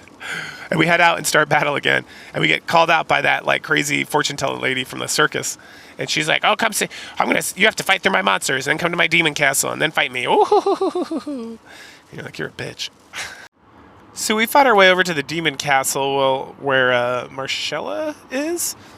She's a real dumb bitch. She like a lot of bad guys in this game, like Balbazak and Kane and whatnot. They're like, you beat him, and they're like, "Oh," or Elliot, and they're like, "Oh, thank you so much. Like, please defeat Dark Soul. He's been hypnotized, or he's hypnotized this guy, or like the king has been hypnotized." And she's just like, "I love being evil. Fuck you guys." And you're like, "I hate you so much." But we're headed to the Demon Castle. Has like the Sword of Light, which we need, and also a bunch of other treasures. So I just have my guys like roam around and pick up like dark rings and evil rings and white rings. And the Sword of Light. The Sword of Light is, mwah, it's like 15 attack points more than like the bastard sword that my hero is currently using. Which again, I mean, the hero's attack is like 40. It might even be more. It might be, and then I equip the Sword of Light like in mid battle, and it's like 57. Like my main character goes from doing like Comrade goes from doing like 8 points of damage to the boss, the Marcella lady, to doing like 22 damage. Like, it's a lot. Like, holy cow. But this fight's pretty simple. I just crush through the whole thing, and then I get to the boss, and she casts this fucking Bolt 2 spell, which is like, it's got to be like a modified evil version, because it hits like, so most of the spells now are either hitting like one guy, or they're hitting like a 4 or like a 5-person cross. So like 1 up, 1 down, 1 left, 1 right, and then 1 directly on, which is pretty good. But this thing hits like double that. It's hitting like 1, 2, 3, 4, 5, 6, 7. It's hitting like 8 or 9 guys. Like, and it's this huge area. So when we're trying to fight, my guys are just getting like pwned left and right. And the other thing about this boss is there's only like 1 space for a melee attacker in front of her. So again, it goes back to like, you really need to have some of these, like switching to lances would have like really boned me over, because your mages run out of magic. So I had Pele and May, who she's doing like 1 point of damage against this boss again, which sucks. But at least she's doing damage on either side of like the throne, with able to throw. And then I have like Henri and Tao like getting their magic out, and the Domingo was like flying behind. And I could have had Kiichi, but he died, and he's about to exit out the party when we get Musashi next. Anyway, so that's how we handle that. And finally beat her, and she's like, "Fuck you, Dark Dragon's gonna come, and you're all gonna die. Ah, ha, ha, ha, ha." And I'm like, "God, dumb bitch. Fuck you." So once we get that, it's like, all right, we got to get to prompto. And so that's the end of chapter 6. Chapter 7 starts us in prompt, and in prompt, there's some people not from prompt, like these nuns who are trying to teach the students, and they're like, the people here are dumb as fuck. And I'm like, that's kind of rude. And then I run into like my merchant friend, the guy who's like climbing the cliff, and he's been in like Warhol doing stuff. He's just been like about and about. He has a name, I can't remember what it is, but he doesn't get a portrait. And he's like, wow, the people here sure are stupid. And I'm like, oh, okay, this is like legit trying to tell me these people are dumb. We also find out they're the descendants of the ancients, right? These ancient people that like seal Dark Dragon and all this stuff. Anyway, we work our way down to their castle, which is literally just like a broken wall and a hole in the ground with some like ancient technology. And we meet the king, and he's like, you're a spy. And I'm like, I'm not a spy, motherfucker. And he's like, yes, you are. To prison with you. So we go to prison. So you're going to get busted out of prison again, right? Like it's chapter 2 again. And this time it's my merchant homie. He's like, hey, what's up, man? I'm lost. What are you doing here? Let me open that for you. Here you go. And then we head out, and we just hear the king get a bunch of reports about the Tower of Ancients being attacked by Dark Soul and his minions, and some other guys like Sukoru or something, having a hard time keeping him at bay. And then you like walk around and talk to the king. He's like, you heard all those things. It's really sad. Oh, well, what are you going to do about it? And so then we head over to like this little shack next to the throne room. And we see Cain in bed, and we go talk to him, and he's like sleeping. And then the king runs in, and he's like, hey, you leave him alone and let him sleep. We found him, just like something, blah, blah, blah, blah, blah. And then it's like, all right, whatever. So we start to leave, and then Cain's like, wait, king, you must let Comrade go to the Tower of Ancients. And the king's like, hey, you get some rest. And then Cain's like, no, you must let him. You must promise me. And the king's like, fine. Fine, Comrade, you can go to the Tower of Ancients. And he's like, thank you. And then he like falls back asleep. And the king's like, get out of here. You can come back later and talk to him when he's feeling better. And I'm like, all right. Thanks, I guess. So then off to the... and then we go, we find Musashi, and getting this is one of those like secret characters. We literally just go to like a random building, and there's like a white thing on the wall, and we read the white thing, and it's like, I am Musashi, the great samurai, and I have entered your guild, and I've joined the Shining Force. And then we go to the guild and insert our party, and we kick out Kiichi. Again, he's fine. I just base this on, there's a tier list I just looked up that was like, what is the easiest party to play with without any like effort whatsoever? And Musashi's like number 6, and Kiichi's like number 13. So adios, amigos. We'll see you on the flip side. So thus it is time to head to the Tower of Ancients. Well, eventually. We got to fight our way there, and for some reason, this Minotaur thing keeps one-shotting Comrade. So I have to redo this stupid battle like 3 or 4 times before I get through it. It's not even hard. I just have him like, I'm not paying attention because, I'm half playing this game on like triple speed. And I send him in too close, or gets hit by like a range guy or whatever. Anyway, so when we get to the tower, we just kind of wander around a little bit. We meet Alfie and like Tosao, who are priest and mage that I will never use. Tosu's like all right, but at this point, it's just like throw some items on and just power through the levels. Like the battles are not long enough or that difficult. We really need healing, and you have 12 people, and so many of them are ranged that they virtually never get hit. Because you just roll in, kill everything. A couple of your like tankier guys get hit. You just like healing shower everybody if it gets too crazy. I've been using the white ring that I got a while ago on Comrade, but I overused it and it broke. So much for extra defense on his end. Ruh-roh. What are you gonna do about it? I forgot that was a thing, to be completely honest. And I was like, oh, that's okay. You can repair stuff. Which is like a throwback. So the menus in this game are kind of funny. I haven't brought this up thus far, but they have a section for deals. Like whenever you talk to any items or weapons dealer, that's it. There's items dealer and weapons dealer. So whenever you talk to an item or weapons dealer, they have a section for repairing items, and they have a section for deals. And I mentioned the repair thing before because Shining in the Darkness, which is the first one of these games made, had this, and it was used there, and then it's used in future games. Like I remember it distinctly, and I might be wrong. It could be one of those like whatever they call it effects where you remember something that's not actually real. But I remember in Shining Force 2, every now and then you'd get to a shop, and you'd be able to pick up something on like a deal, like a nice ring or something. It'd be vastly more expensive than anything else, but it'd give you kind of that boost, which is when you're killing monsters here. Sometimes if you kill the right monster, you get like a boosted weapon. And if nothing else, they sell for a lot more than like regular weapons do, like the heat axe. I've been trucking along with Gort for a while. Anyway, the repair function is never used. I kept thinking it was because sometimes guys would do like no, like May specifically would sometimes be doing like 1 point of damage, and I'm like, oh, she must need her weapon repaired. And then I go to the repair shop, and they'd be like, are you messing with me? Her weapon doesn't need to be repaired. And I was like, this literally does nothing. And the deal section too, it's one of those things. It's been so long since I played this. Like I literally got this game like when it came out for the Sega Genesis in like the 80s. And so I was like, I could have sworn, but I got this, and then I played Shining Force 2 a lot more actually, because I got that as well, and I just remember that much more distinctly, and I think I can't remember if repair function works in there, but then Shining in the Darkness, if I remember correctly, I'll get to it. This is where this is coming from because that's like the first game made, even though Shining Force 1 is the chronological first game in the series. Okay, so all that being said, there's two options in every shop you go to that are not used in this game at all. It's kind of funny. Anyway, so you talk to the two people the king sent, and they're like, "Oh, hey, you got to go stop Dark Soul before he summons Candy Crush, the Dark Dragon." And then you go in there and you're like, Dark Soul, stop. And he's like, fuck you. I got everything I need. I'm going to go summon Dark Dragon. There's nothing to do about it. And then he's about to cast some like Super Saiyan spell. And then King shows up. Oh my goodness, he got here too. And he's like, fuck you, Dark Soul. And he does something. And then Dark Soul like is, rah, I got to go. And he like pieces out. And then Kane's like, I am dead. Take my sword. And then you take the Sword of Darkness from him. And now you have the Sword of Darkness that he gave you and the Sword of Light you got from the demon castle when you were fighting Marsharla or whatever. And, you know, poor Kane. He just wanted to be a good guy. So then we head back to Prompt, and we talk to the king, who's like, oh no, there's nothing to be done. There's nothing we can do. And then Orent shows up from Manaria, and he's like, oh no, you got the Sword of Light and the Sword of Darkness. You can combine them to make the Chaos Breaker. And I'm like, oh yeah, the Chaos Breaker. That crazy Kirin lady was telling me about that. And apparently it's the only thing that can destroy Dark Dragon. But how do we get how do we do that? And it's like, oh, we got to go to the Shining Path. Oh, good, there's a Shining Path below. And they are not calling it the Shining Path anymore. They call it Mepharat or something like that. Hold on, let me look at my notes. I don't think I wrote it down.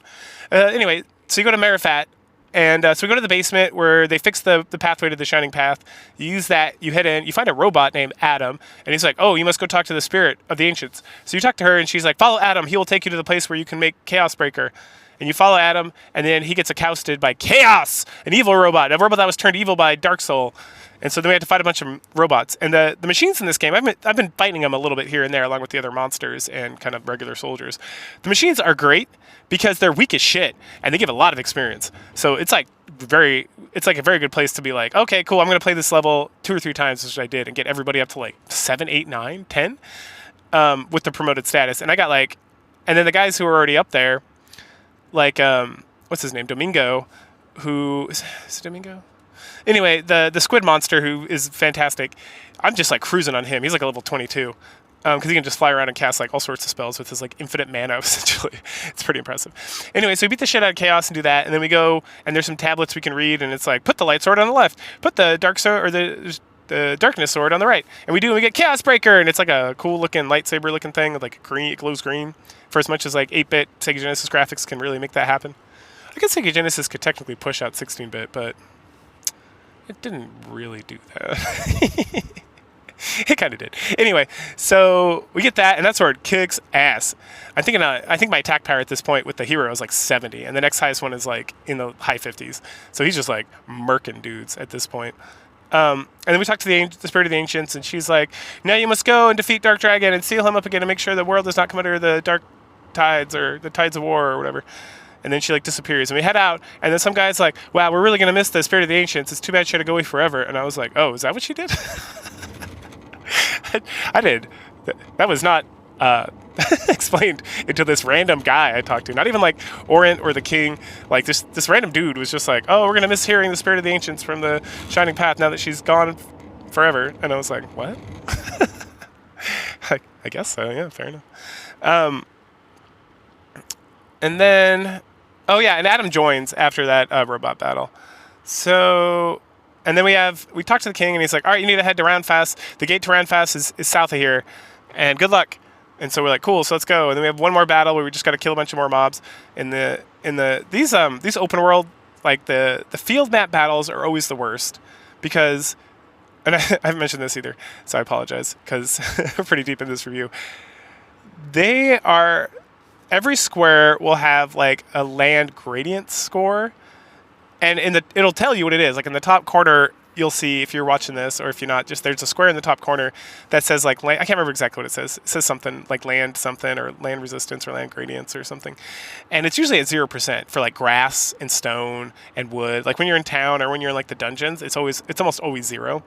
But then when you get to like trees, it's like 15%, and mountains are like 30%. And what that does is it restricts movement, and I think it restricts speed too. It seems like, but I know for a fact it restricts movement. And so for some people, like Xylos, who's a ranger, it does nothing. In fact, it almost seems like he moves further when he's in the forest than otherwise. And then the flying guys, like Domingo, are just like YOLO.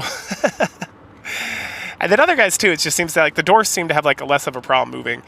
But the elves get like fucked, which is interesting because elves are like forest land creatures, but they move so fucking slow. And then like Musashi and even the hero to some extent. And then Guntz, for some reason, he's slow as shit.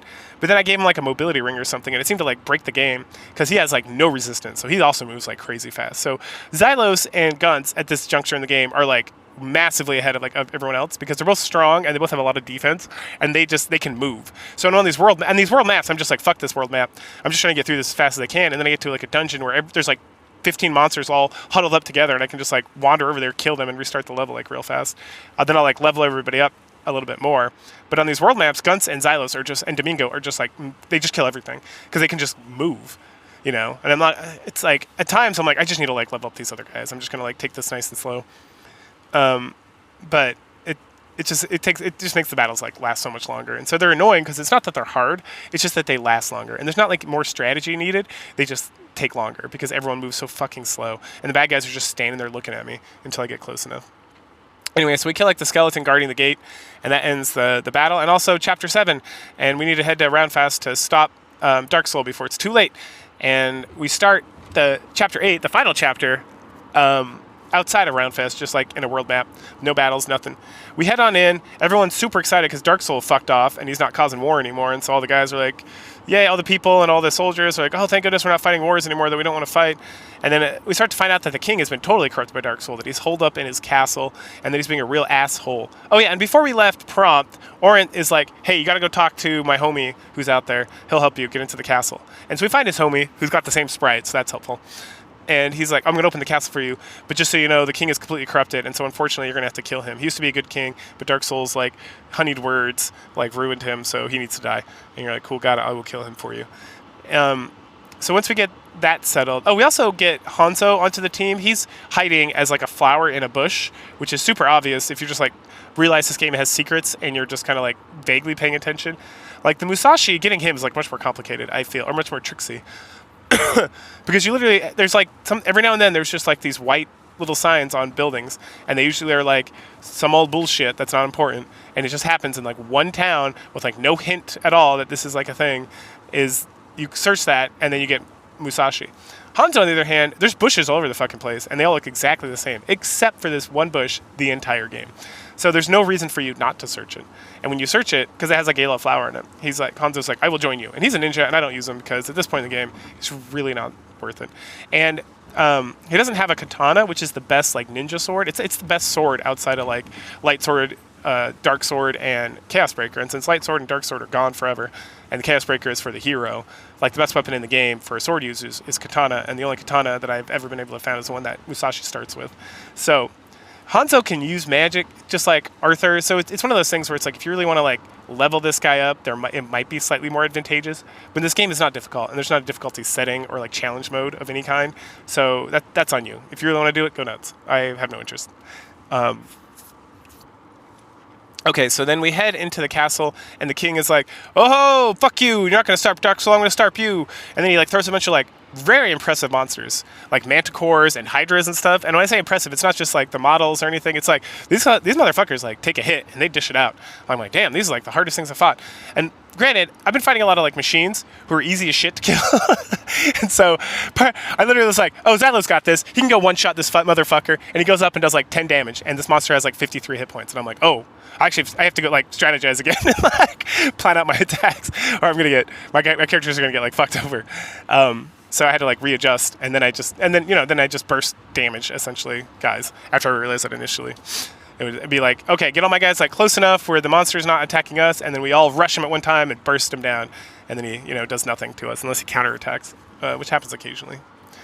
Okay, so we get through that part, and then the king's like, "Oh, you're no match for my army of machines," and I was like, "Yeah, boy!"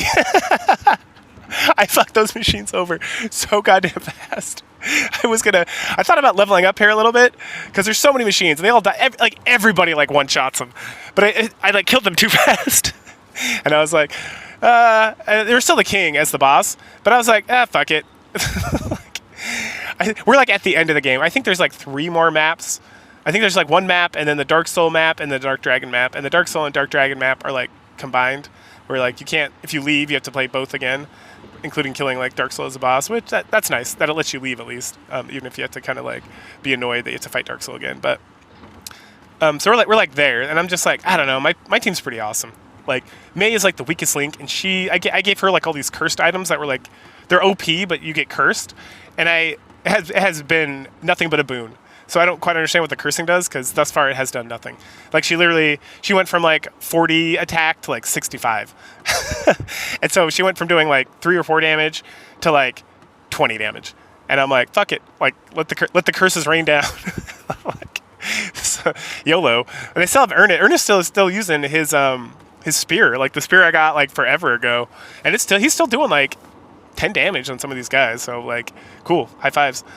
And then I got my last, and then Gunts is using, I gave him like a halberd, which is like the second, I think it's the best non-cursed lance.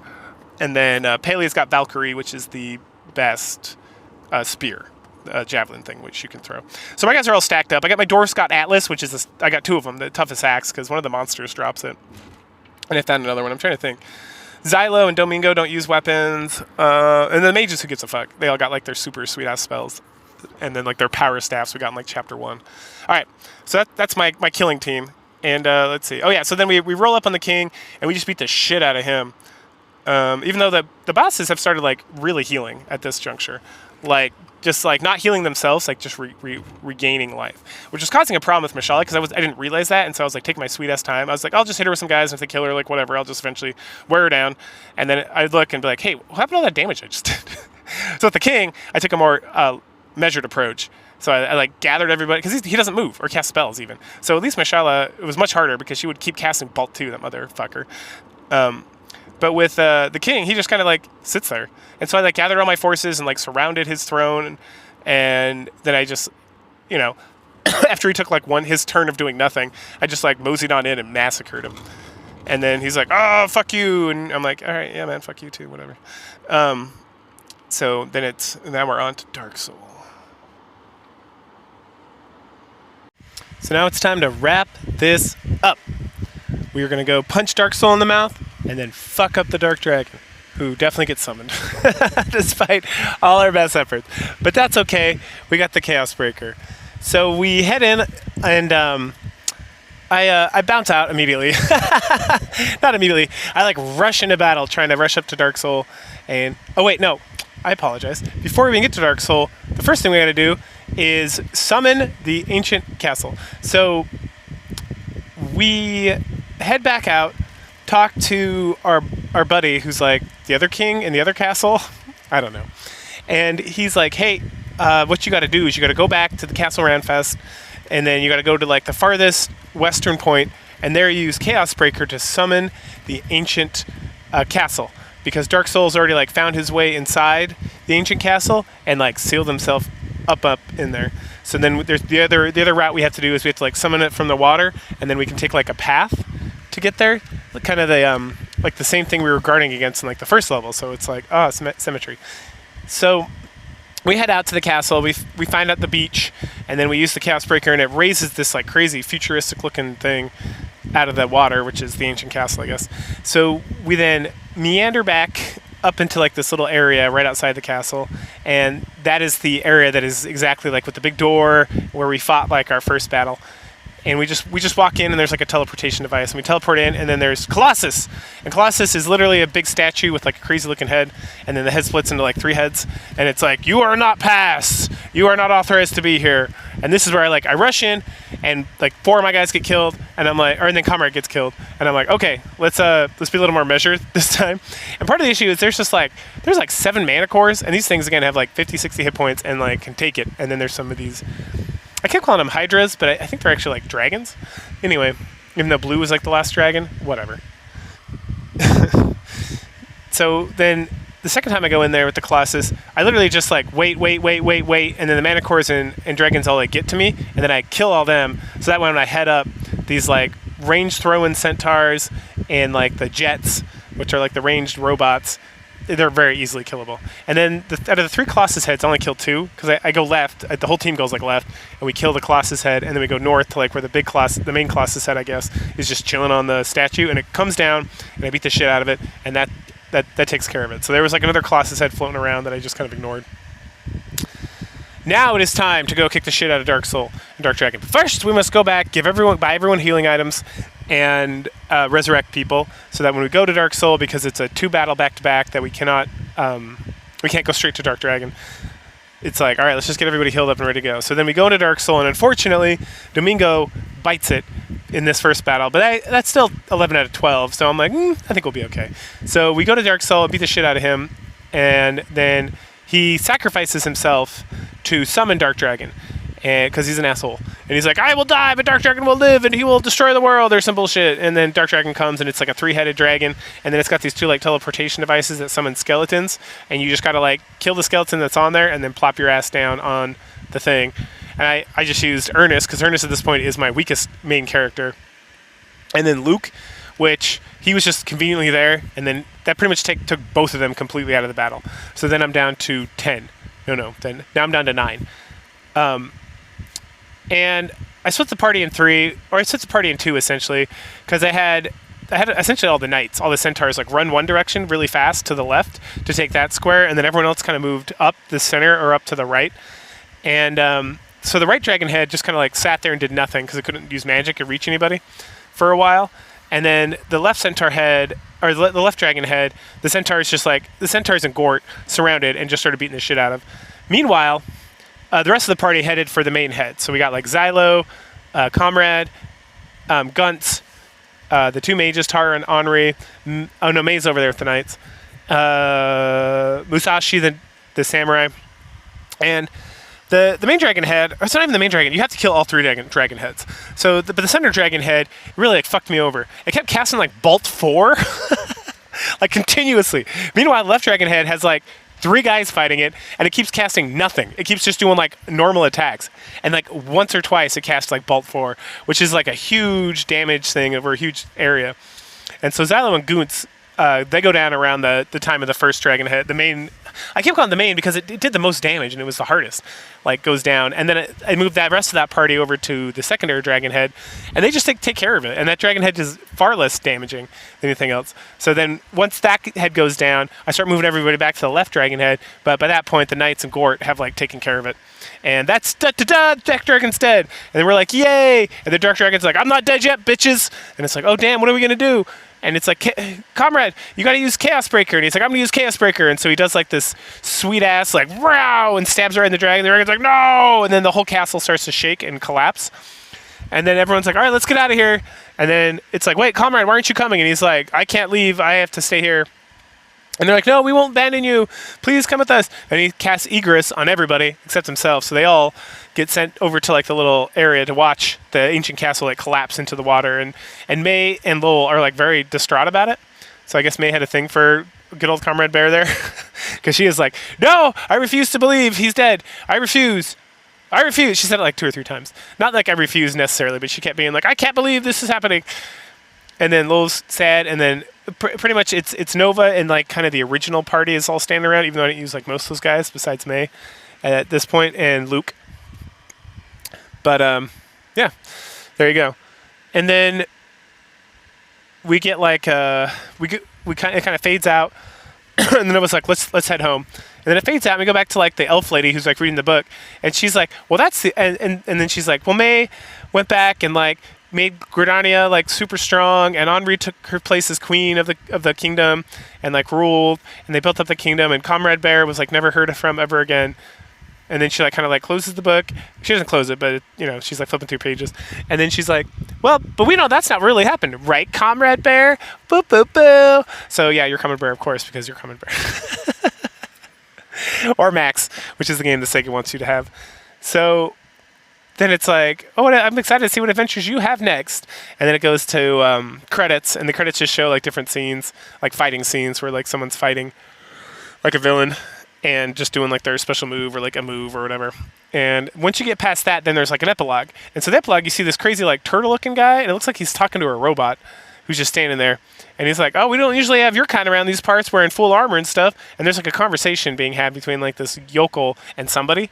And at first I thought it was the robot, but it's pretty much like, oh yeah, I just want to hang out and like help out around the village and do yard work or whatever, and just be at peace with the world or whatever.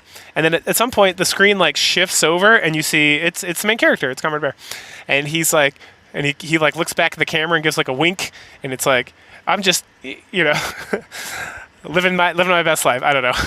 And then it's like the end, and it's like, oh, that old whippersnapper, he tricked them all. He ended up just fine.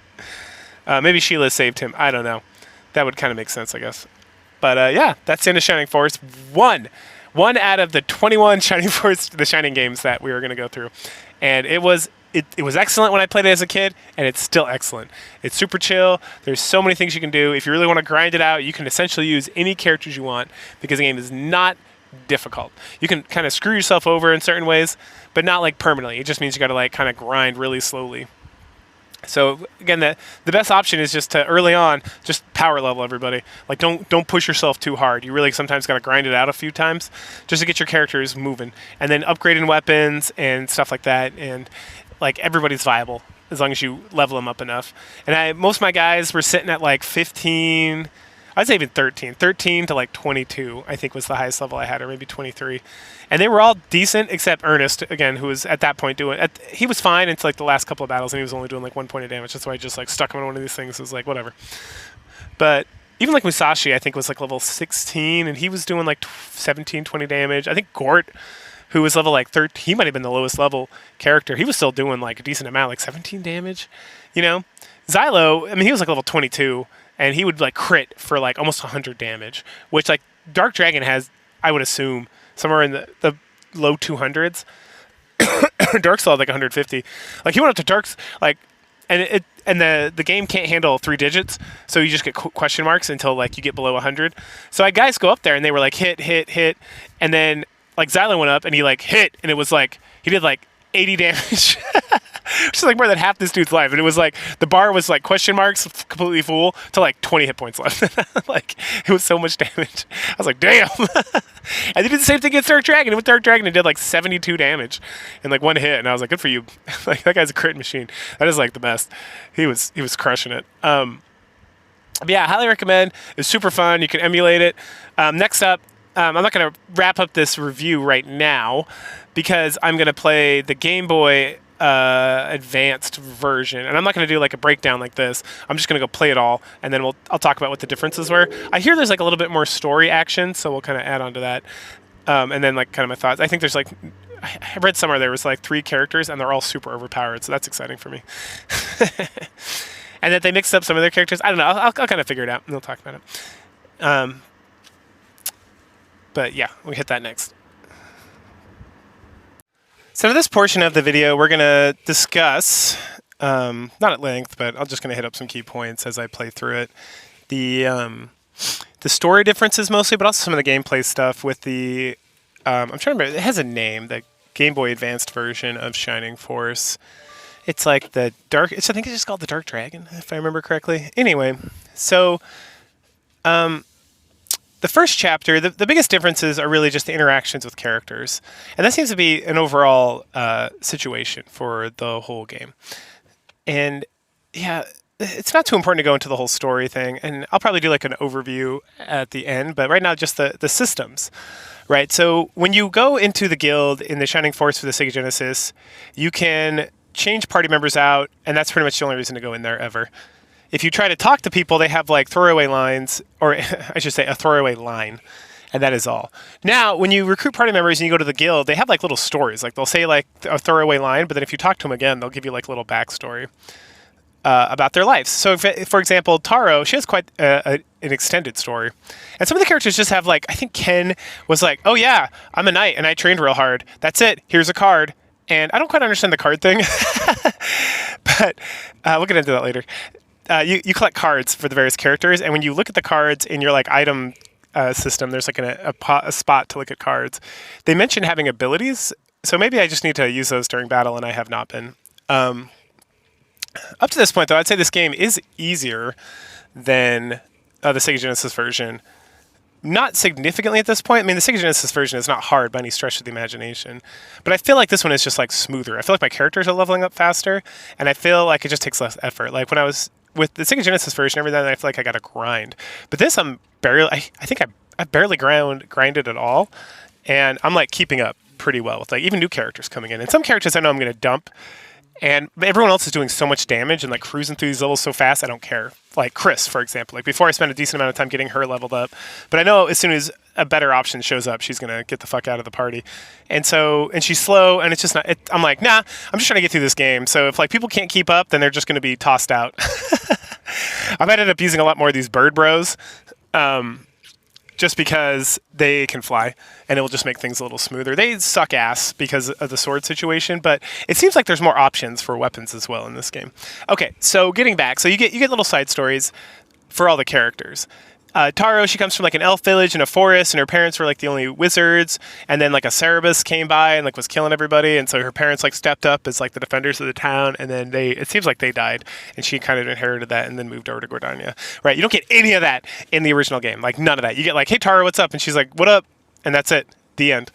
And in this, even, like, there's some other parts, too. Like, when you get Henri in Chapter 2, for example, it's much more like an emotional impact. Like, it's decently done in Sega Genesis. Like, you can feel her pain, and she talks about how she needs to get, like, revenge for her father and, like, be the princess and stuff.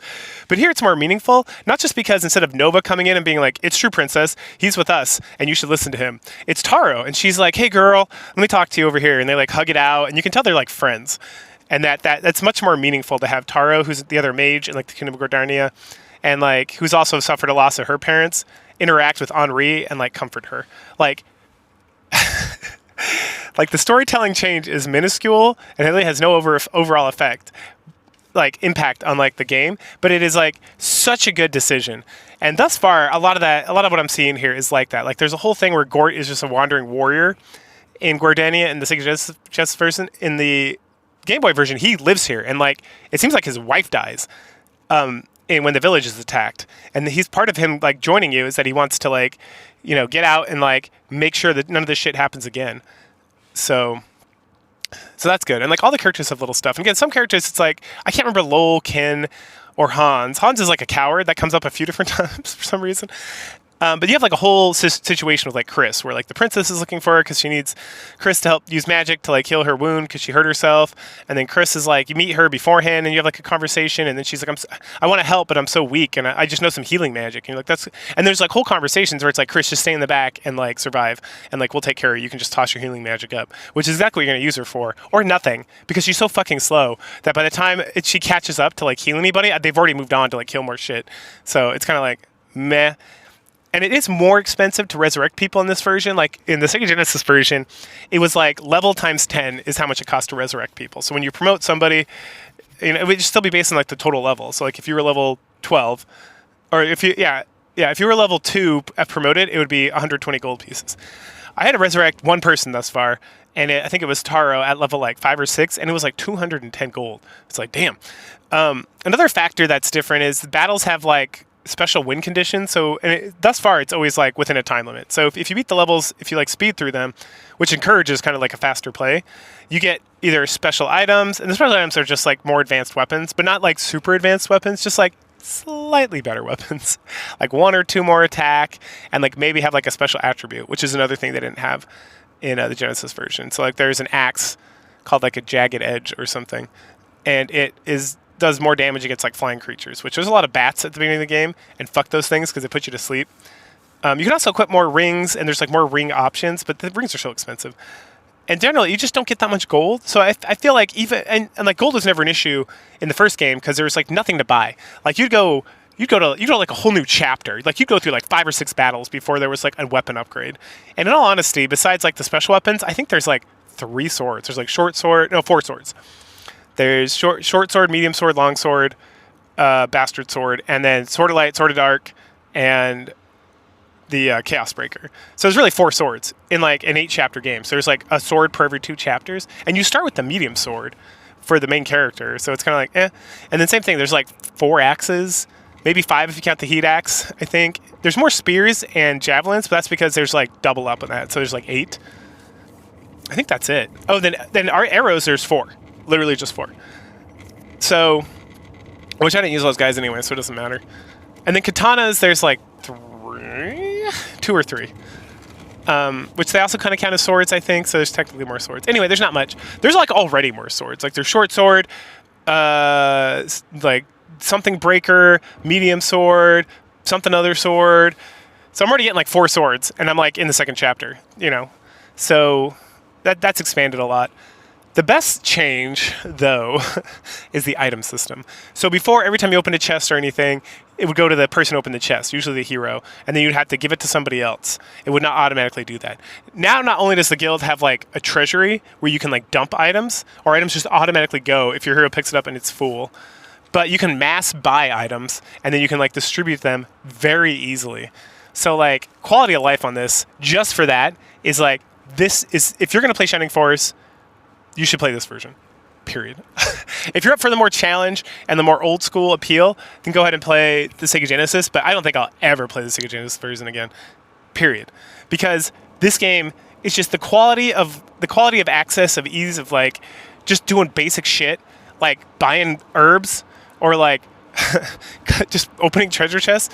It's saved so much time to not have to deal with this bullshit, that it's like, this is the way to play this game. Just for that alone. The story, whatever. Like, just simply being able to open treasure chests, and if your item is full, then it just like goes away. It goes to a box. Oh my gosh. Just incredible change of quality of life. I hope Shining Force 2, and I do not remember because it's been 30 years since I played that game, that there's something like this in there. I don't need it to be exactly the same, but I need to, if I have to keep giving guys items, that game is much longer than the first one. It is going to be a slog. And after this gift of playing this version, I'm like, oh my gosh, I don't remember. I'm pretty sure Shining Force 3 has something like this, but I don't remember Shining Force 2 does. Whew, man, it's so nice. Not gonna lie. The graphics are not really improved. I mean, they're Game Boy Advance graphics, so technically, yes. I think so. The Sega Genesis had this weird thing where it's like kind of 8-bit, but also 16-bit sometimes, maybe. And so the graphics for Shining Force, although they are better than like the NES, they're not as good as the Super Nintendo, right? So the Game Boy Advance is like better than the Super Nintendo. Just, that's a fact. It's more on the level of like, I'd say it's more on the level of like a Nintendo 64 game, but not as like polygonal. Like it's much more like sprites. So it's very bright sprites. It's like a Tactics Advanced. I'm trying to think of something else, or like a Fire Emblems. Which one does it kind of look like? I don't remember. Anyway, so it's good. It's very pleasant to look at. The character, you're more zoomed in, and the maps are a little bit smaller. It seems not like super smaller. The biggest drawback, the biggest change of quality of life that I wish they'd done something about is getting around. So on the open world maps, it is still a slog. Like there are like whole maps where it is like move, like 6 times before you can encounter an enemy, because you're moving like 1 or 2 spaces at a time. And that's like everybody who can't fly, which at the beginning of the game is everybody. Like nobody's exempt from this. You just like are crawling. Except for Gong, for some reason. Gong's like much better. Like he's my strongest character at this point. When in the Sega Genesis game, he was not good at all. And I read something about that somewhere where like the strengths of different characters is different. So you gotta like, if you try to play like with the S tier, SSS tier, or SSR tier, the Shining Force characters, you're not playing with the best characters in this game. Okay. I think that's all the stuff that is like the mechanics of the game. Portraits are different. Yeah, it's just the graphics overhaul is different.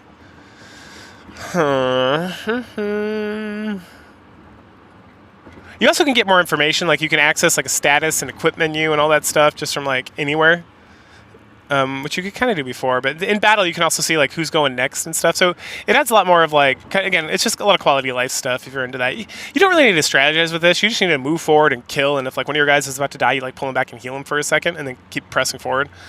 Shining Force is, there's nothing nothing about this is increased tactically for the most part, because it's just the same maps with the same general gist of like the characters and the situations, and so it's really just they did a good job remaking the game, because it is the original game with like quality of life improvements, and then the story.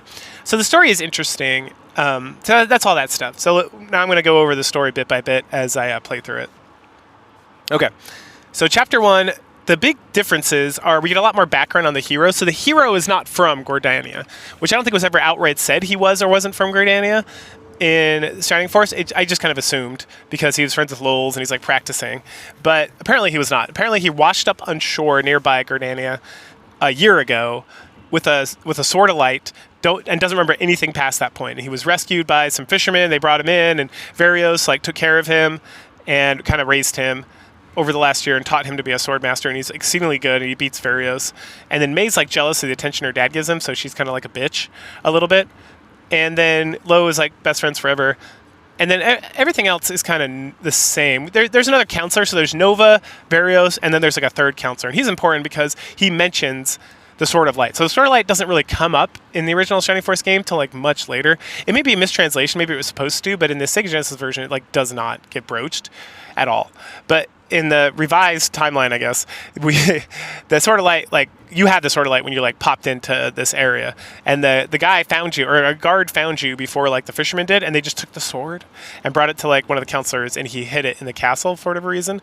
So when Cain attacks, he's there for like the Sword of Light, and I think he gets it. So he has the Sword of Light. So he already has the Sword of Light and Sword of Darkness when he like deuces out of there. And I guess that's how it ends up at the Demon Castle, I'm assuming later on. We'll find out. But everything else, so that's all the same. You still take a carriage over to the ancient gateway, and then we leave to get Gong and to talk to Jogurt. Oh, one thing I forgot about is this card thing. I haven't like fully figured it out yet. There's a guy, like when you first leave the castle at this point, you get teleported to like a mysterious realm, and there's this guy called Macaw who has like crazy white hair and like a mask, and he looks kind of crazy.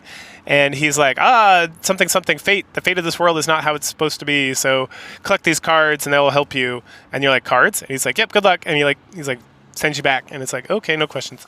So then we go to battle, we leave immediately, go get Gong, get his card from like the lady there in the house, and then talk to Yogurt, who's not Jogurt anymore, or Yogurt, as it is in most places, right? The J makes a Y sound like Spanish and Norwegian and stuff. So then we do the battle. Again, it's just all across the board, there's just like more chit-chat, and the hero talks a lot. He's not a silent protagonist. He like talks back or like gives his opinions on things. So that's fun. There's the earthquake. We leave. Gordania's under attack. We like move over there. Same thing. We get to the castle. Varios is fighting Cain. Cain kills him. We learn about the Sword of Light. The king also dies, and May comes in, and she's super sad, and she's like, I'm sorry I've been such a bitch to you. Let's be friends, and I'm going to join forces. I don't think she said she was jealous. I just kind of assumed. So then she joins, and then you go get Gort, and he joins. Then we head out to the next town, Rone, and he, we fight the guys there. I grind a little bit because we got May and Gort, but just a little bit. I get everyone to like level 4 or 5. We head inside. It's same business. We get a little more talk about Chris from people, and a little more talk about like strange people being around and stuff. And otherwise, it's the same. We meet Chris. She's like, "Hey, good luck with the king," and you're like, "What?" And she's like, "You'll figure it out." Thanks for the heads up, you dumb bitch. We gather up treasures and stuff. Talk to the king. So the story differentiates here in that when Cain like. You're like, I'm going to fight you right here, Cain. And Cain's like, if you attack me, I'm going to kill the king. And the king's like, what? We had a deal. And the king's like, shut up, bitch. I'm going to kill you. I'm going to kill all your people. I'll spare you, but that's it. But if he attacks me, I'm going to kill you too. Put him in jail. And so then they put us in jail, and then Chris comes and saves us. The friar's still there. We take the secret passage out. And instead of just like taking the secret passage out for like funsies, because if we go out the castle way, then like we'll get attacked, and we still get attacked when we go to the town. Where Chris specifically tells us that they're destroying the town, right? So again, the guy's like, fuck the town. I had no deal to not destroy the town, so I'm going to do it because it's fun. And so you go out, and then Kane gets summoned by Dark Soul, and he's like, all right, fuck, I'll see you guys later. So he leaves, and then you defeat them, save the town, go back in. The king apologizes, said they like had no weapons, no guards, they had no choice, but he made a huge mistake, yada, yada, yada. Then he tells you about the secret passage that will lead you to Rhydon, right, which is where the circus is at. So we go through that passage, end of chapter 1, chapter 2. Nothing's different here. The merchant is kind of, or the merchant, I call him a merchant because he wants like money. Like he's much more of like kind of an asshole in this. Before he's just like, no, it's my boat, you can't have it. Here he's like, no, I need money, I love money. And Kane came by and he gave us a bunch of money and took all the boats. So if you want it, you got to do something for us, motherfucker. And you're like, okay, whatever. And he's like, if you want help, go talk. And then the counselor or the princess or somebody is like, go talk to Manarina. Oh, that's right, it's not a princess. You're at it's like the mayor's son. So the mayor's son's like, go talk to Manarina. Maybe they can help you. So then we do that battle, and that desert battle is the worst. This is what I was talking about, where the game literally understands, it understands, because up to this point it's been like win this battle in like 12 or less rounds, and sometimes I'm doing it like in the 12th round. This one it's like, oh shit. It's like wide open, but there's a desert in the middle, and it's like you go ahead and take like 20 fucking turns to beat this level to get like a measly like 500 gold pieces, and like, oh wow, that's a long time. Why? And you get to the desert, and everybody moves one space at a time, and this thing is fucking huge. And I was just like, or here's a thought, guys who made this remaster, just get rid of the fucking desert, or have the desert, but have it not like it like is so. It's like it slows the game down so much. It is like, what the fuck.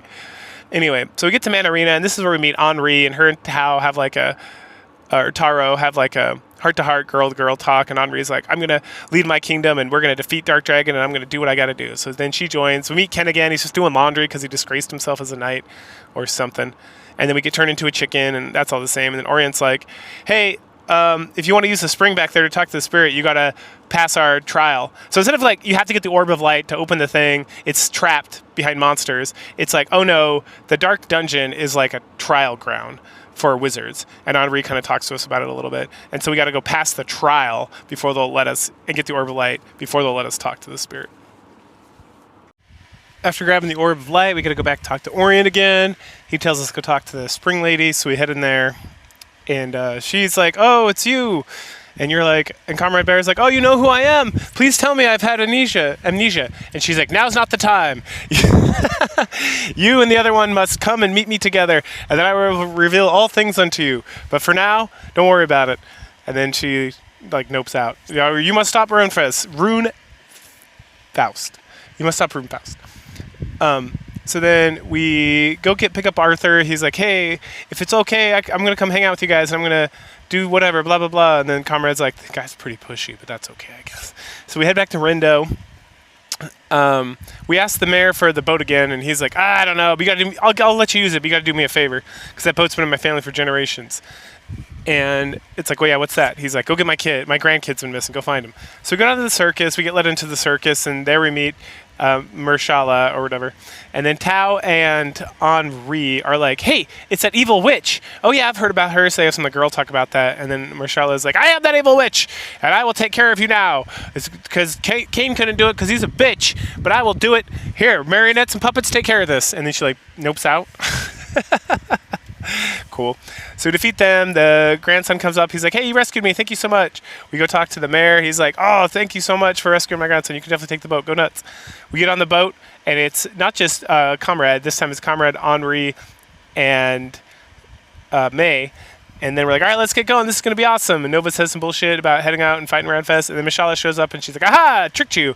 And she sets everything on fire. And you're like, May, get Henri out of here right now. And then you and Mershala like go back and forth. And she's like, I'm a little tired, so I can't fight you right now and kill you. But near the end of your adventures, when you're all tuckered out and sadapotamus, and you've worn yourself out, then I will kill you. Good day. And then she leaves. And so we get off the boat. It burns down. The harbor master guy is just standing there with me. And he's like, bro, fuck. And I'm like, yeah, right? So we go back to the mayor, and he's like, oh, they burned my boat. That boat was my family for generations. I'm so sad. And then he's like, wait, you want to go out east? And we're like, yeah, we need to find some. We need to do something. We got to head to Roundfest. And he's like, oh, okay. So what you want to do is you want to avoid Barbastock, and you want to go to Pow, and then to Ubuntu. And we're like, okay, cool.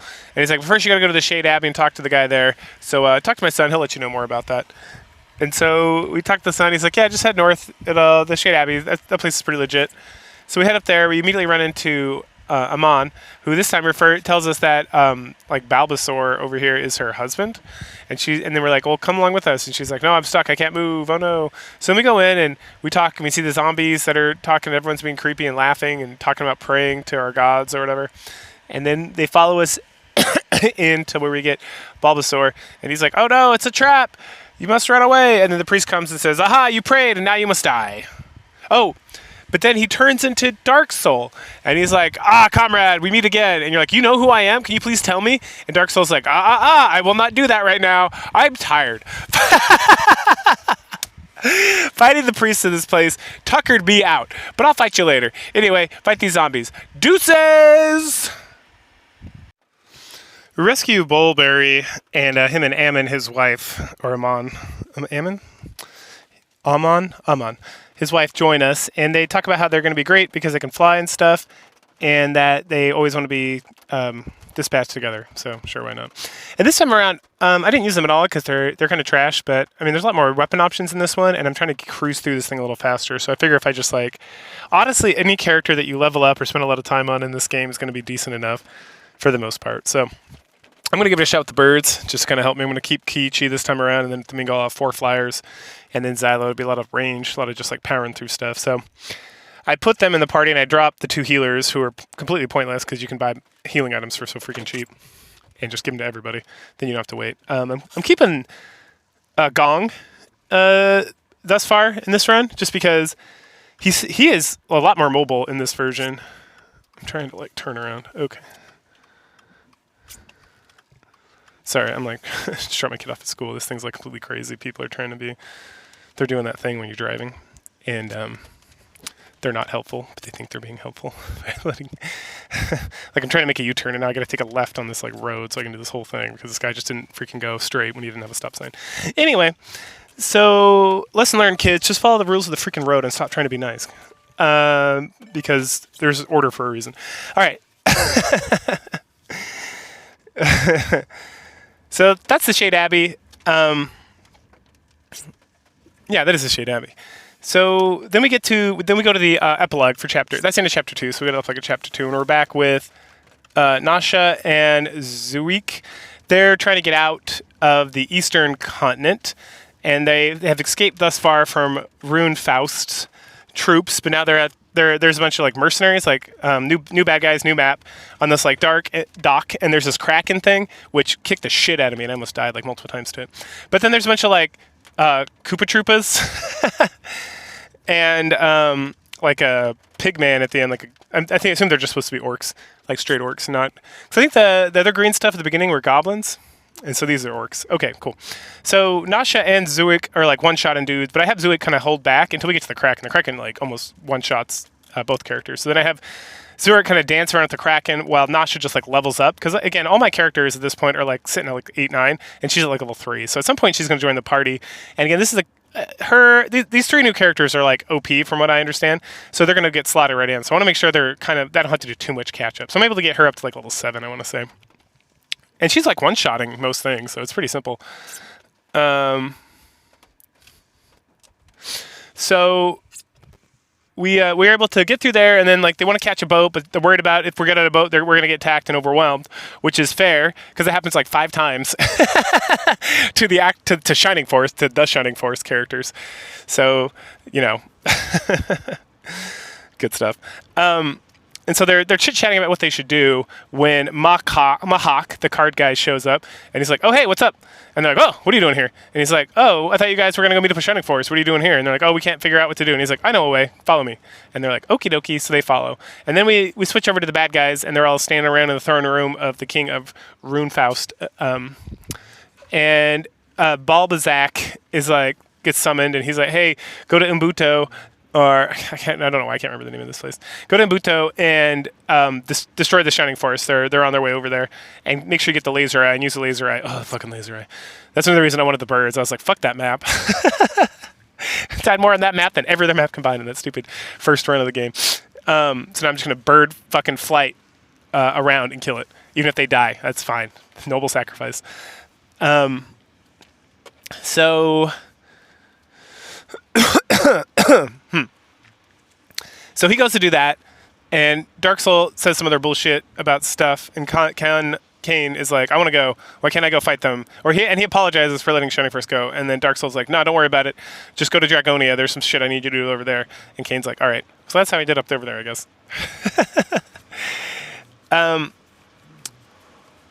Back to, what's the town called? Barstock? Yeah, Barstock. So Barstock, again, the men are all missing because they got picked up by the Runefest to find the laser eye. And the women are all satapotamus about it. We meet the inventor guy who's like, hey, leave me alone. And you're like, well, I have questions about your like alchemical like abilities. And he's like, oh yeah? Well, I'm trying to help Xylo, the king of the forest. So apparently Xylo is the king of the forest.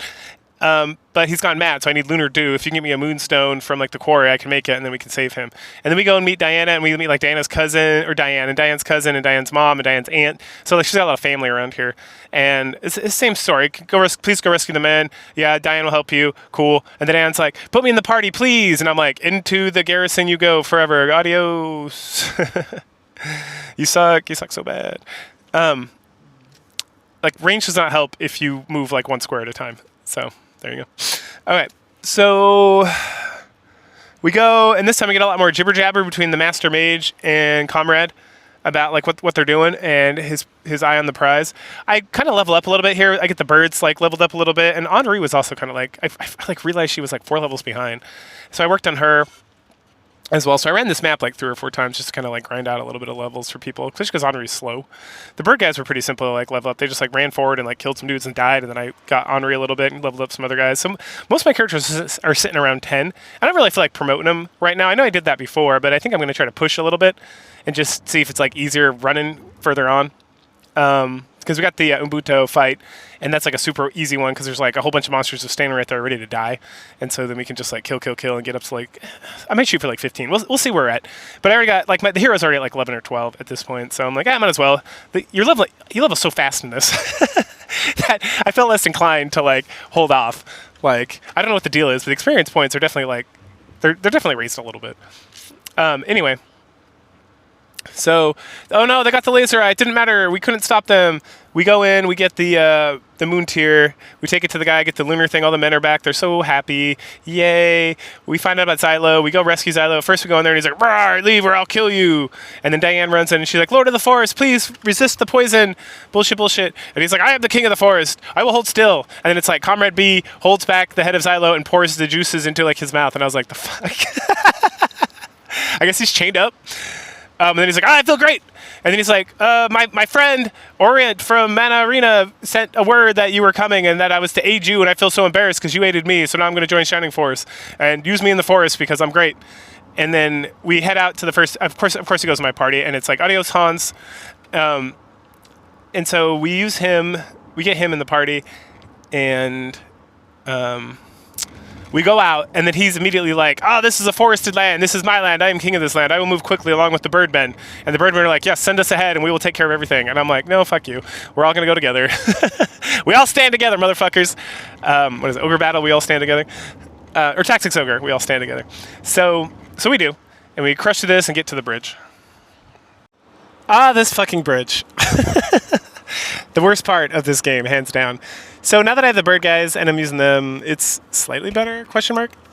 I have them fly up and they almost still get hit. They're like super high above, but they got like a whole fleet of like Pegasus Knights to like battle through between the two of them. So I gave them a bunch of herbs and shit. So we get through, we destroy that. I'm trying to think if there's anything additional that we need to discuss from this point of view. No. Okay. Oh yeah, they kick Pele off. He joins. He looks far less awesome in this version. He looks like a derpy like 20-year-old. While in the other one, he looks like a suave motherfucker. So that's unfortunate for him. That's the end of chapter 3. Yes. And then we get the prologue. So the prologue story here. Let's see. Sorry, I was like moving for like the 4-day weekend situation. So I'm trying to remember. I should have took notes, but I did not. What's the... Oh, yeah. So then... Okay. We talked about the Kraken battle. Okay, yeah. So then they get to Marhawk... what's this fuck, the bug guy, and Nasha, they get to like this ghost area, and I lose at first, so I'm gonna play again because they like jump Nasha real quick. So anyway, so we kill all these ghosts and whatnot, and we defeat this like demon creature, and then they hop into the portal and head to the western continent, and that's the epilogue. Oh, and then we get King Ramadalabada sends Balbazak to Umbuto to defend against the Shining Force, and they have like a little conversation about that. And Kane already got sent to Dragonia, or no? I think maybe he got. Is this? It might have already happened.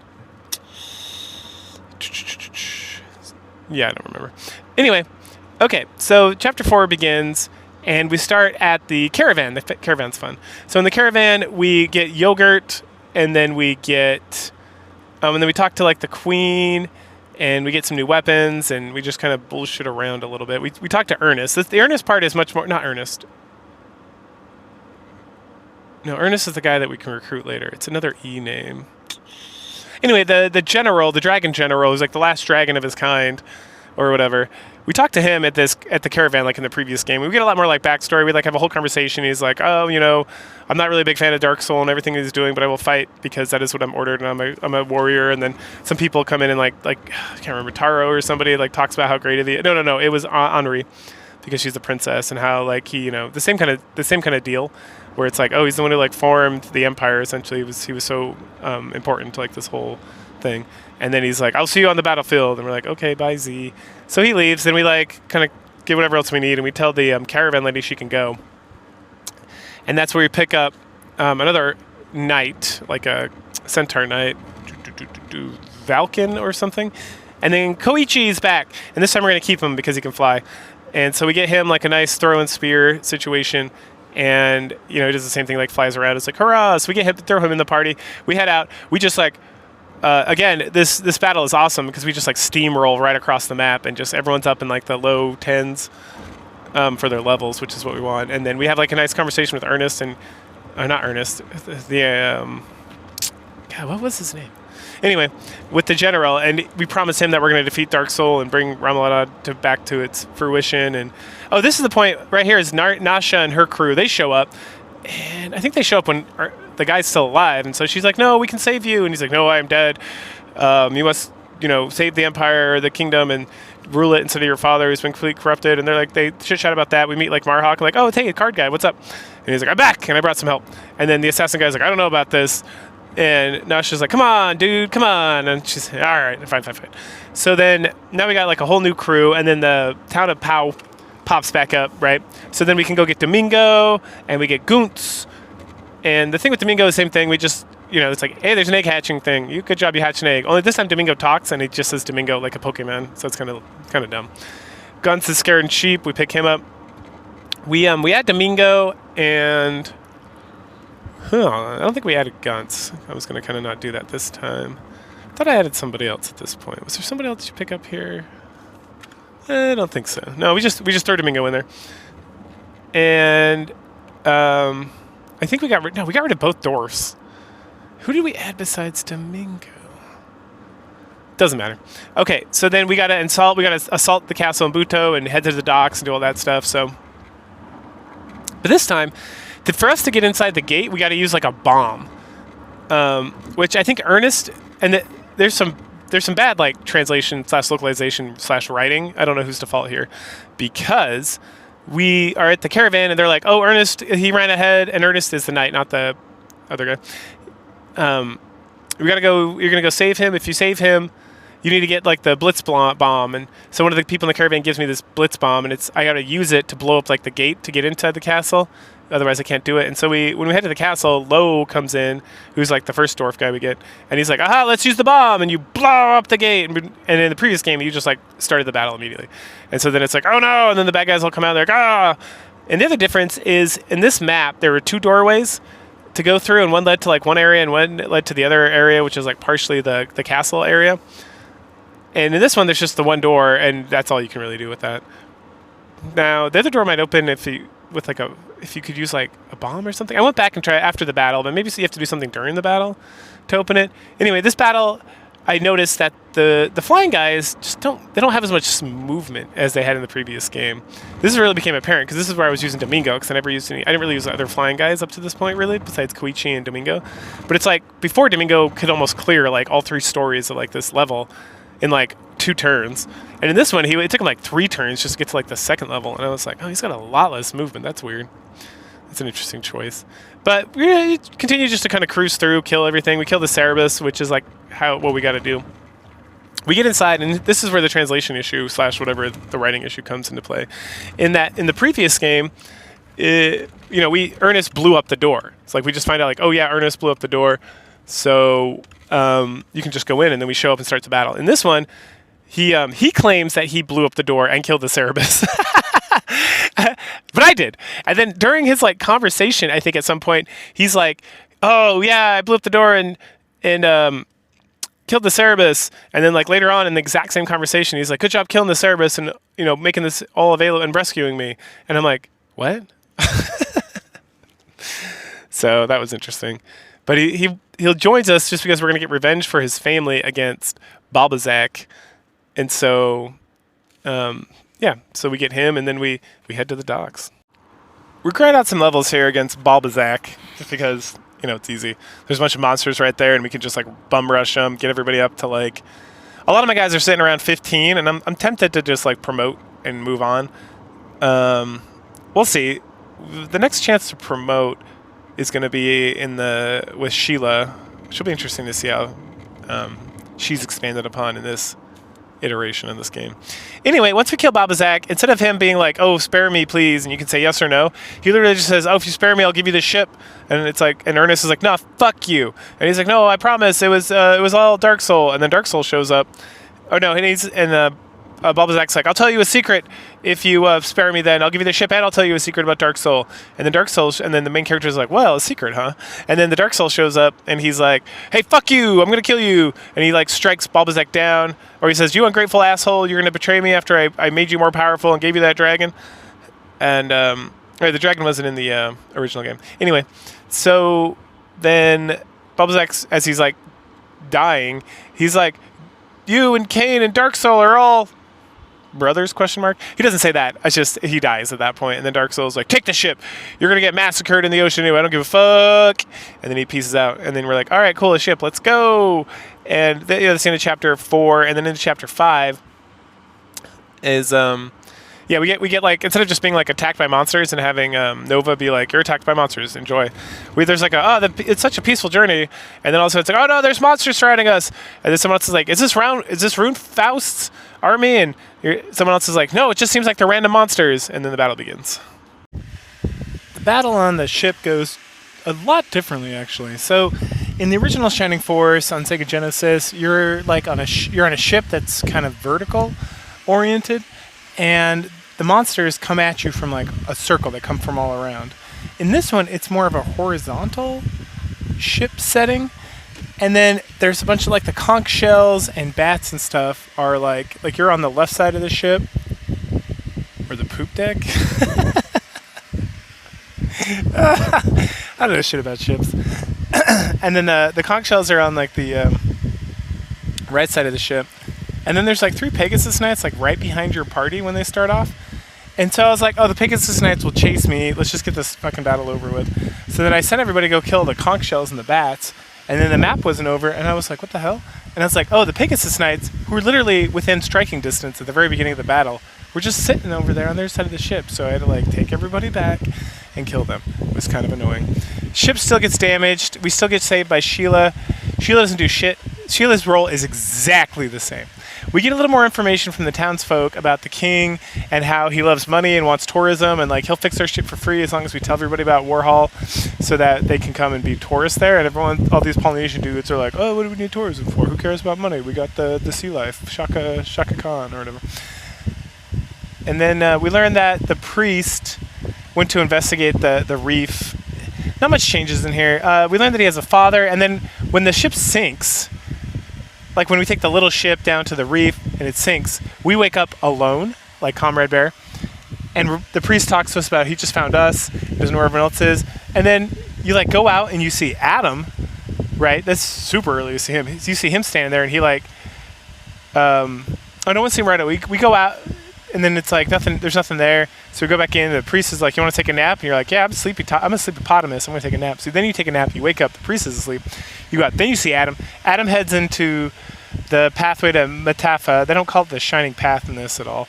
And then you head in there, and then you follow, and then you bump into him, and he's like, "Ruh-roh." So instead of following a skeleton to the guy, to like the master mage, you follow Adam, and then Adam like pieces out, and you can't follow him anymore.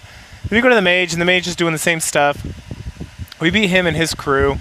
The Hellhounds I remember being a lot more difficult. I finally promoted at this point because they were like, I can't equip like new weapons, and everybody's at like level 15 anyway, so it's not quite level 20, but whatever. And so I did a tiny little bit of grinding, get people like level 2, 3, 4 in this battle, but then killed him. And then again, we get the reiteration that like there's more to Cain, but they don't call him Cain. Like you have to awaken the other one, and then you find out you were sent here, maybe to this planet. I don't know. It's kind of vague because when the spirit's talking to you, she's like, "Oh, comrade, you have to go awaken the other one and spoil Dark Souls' plans." And you were sent here to do this. And he's like, "Sent here? Am I not from here? Am I not from Earth?" It seemed to be saying. And then the master mage, breaks the whole thing up, and we have to flee. And then we found out the priest had a father, which who was also a priest. I don't know the relevance of that, except that when we talked to Sheila before we head out, the one thing she says is different is like, "Did you know the priest had a father?" And I'm like, "Yeah, he just told me." And she's like, "Oh, okay, whatever." The king threatens to charge us $1 million for his like ship repairs, but then he's like, "Nah, just fuck with you guys. Just make sure you tell people out of our wonderful island nation, and make them come and be tourists here." So then we say goodbye to everybody. Kind of. I mean, Sheila says the exact same thing she said in the other game, so whatever. We get back on the ship and we head out. Again, we're like super close to the eastern continent, and then we get attacked by monsters again.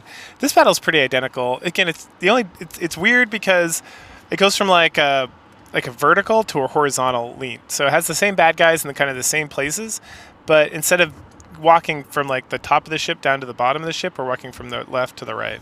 It's kind of odd. Anyway, we take care of that, and then the rudder is destroyed. So then we like float off, and that's into chapter 5. And then we get the epilogue with the Runefast crew, and then we have, I can't remember his name, Hotomi.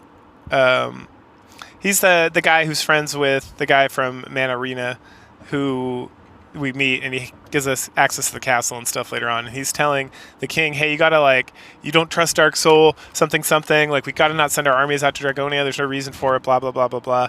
And then Dark Soul kind of sneaks up, and he's like, "What are you guys talking about?" And then the priest or the mage guy is like, "Nothing," and he leaves. And then Dark Soul is like, who's clearly worm tonguing this king, is whispering you can only listen to me, don't listen to anyone else, I'm the one who's telling you the truth. And he's like, "Yes, you're the one who tells me the truth." Right, so there you go. Getting back to the main crew, the Comrade Bear wakes up in Rudo, which is again is the city of children, who everyone else abandoned the dragon gods because they all got killed except for the children. So we talked to Karen. She gives us a little more information about go talk to she actually says go talk to my sister, which she did not in the first game. And then some of the characters, some of the children mentioned Blue, and Blue's the last god dragon or dragon god, and he's over in Dragonia. We go down to Karen, who is the sister, and she tells us about it's not called the Lost Manual or whatever it was in the other game. It's called the manual. It's called the Manual of the Seal. Here it's called, shoot, I can't remember. I should have wrote it down. Anyway, it's called something different, but it's the same idea. It's that it has to do with sealing the Dark Dragon, and then it's in Dragonia, and that she gets concerned that, someone at some point gets very concerned that Dark Soul is going to, even though he doesn't have access to Matafa from the Shining Path over there by Whirl, that he can find another way. Even if he doesn't have the key, he'll find another way to break in and release the Dark Dragon. So we got to go do something about it. And the first step is to head to Dragonia. Oh, also we get Lyle, I think his name is. He's the Centaur Cannon guy. It's a little more fun when you meet him because him and Goonts are super homies, and they were both apprentices to the guy who made Goonts' suit back in Manarina. And they're like, "What up, brother?" And it's like, "Oh, brother." And it's like, "Oh, I'm gonna join you guys, and I'm great, and I would like to shoot things out of the air." Whoa. And it's like, "All right, go hang out in the guild house. We'll never see you again because it's just not worth it at this point." And then we head to Dragonia to fight the Dullahan and go from there. We battle through to Dragonia, killing the Dullahan and all that good stuff. Again, here we run into Blue. It's a little bit different. He doesn't run away as much. He's not so much of like a little bitch, but Karen still comes in and like cries about how he's an asshole, and then she gets captured, and then Blue like mans up and kills the guy that hacking him. We bump into Kane. He's like, hey, go heal yourself up and fight me. And I take the opportunity in this battle to like get everybody up to level like 5 promoted, and I think Domingo is up to level 20. Because there's like a bunch of golems and shit, like and gargoyles, like right at the very beginning of the battle, so I can just like fight, and then if people die, whatever. Because I'm just trying to get as much experience across board as I possibly can. There's a lot of people like up at 8, 9 at this point too, but I'm trying to get like the baseline down up to like 5. So once I do, I defeat Kane and his cronies in an epic showdown where I just pummel him with magic from a distance with like Tao, Henri, and Comrade. And Domingo, because everyone else is dead. Well, I think I had one of the knights. I think Arthur or Ken was still alive as well. But anyway, so then we find out that Kane is dun dun dun Comrade's brother. Oh no, he's like, my brother, tell me more. And he's like, I can't. First we have to go fight Dark Soul. And so there's virtually no talk about how both of them are needed to open up this gate. Unlike the first game, it's just they just like walk up, stand by the gate, it opens, we go inside, Dark Soul's there. He's like, aha, I got the manuscript. And then Kane's like, get out of here, brother. And then he like pushes us out, and then they fight, and then we go back in, and it looks exactly the same. So there's not like an explosion or anything like that. So it was a lot of this. The Game Boy game is like expanded story and like all this extra stuff. But with this scene, it was just kind of like, oh, okay, well, that was worse. Like besides like the revelation or like the retcon that Kane and Comrade are brothers, which. I mean, I don't know if it's that much of a retcon. It might have just been like a translation thing, because when you're playing through their game, it's like they definitely have some sort of connection, but it doesn't really come across. So then we head back to Rudu and talk to Karen. She's like, oh, thanks for helping Blue and all this stuff. Karen my sister has more information about whatever. So then we head over there, and she's like, oh, I found another book. You want me to read it to you? And you're like, yeah, of course.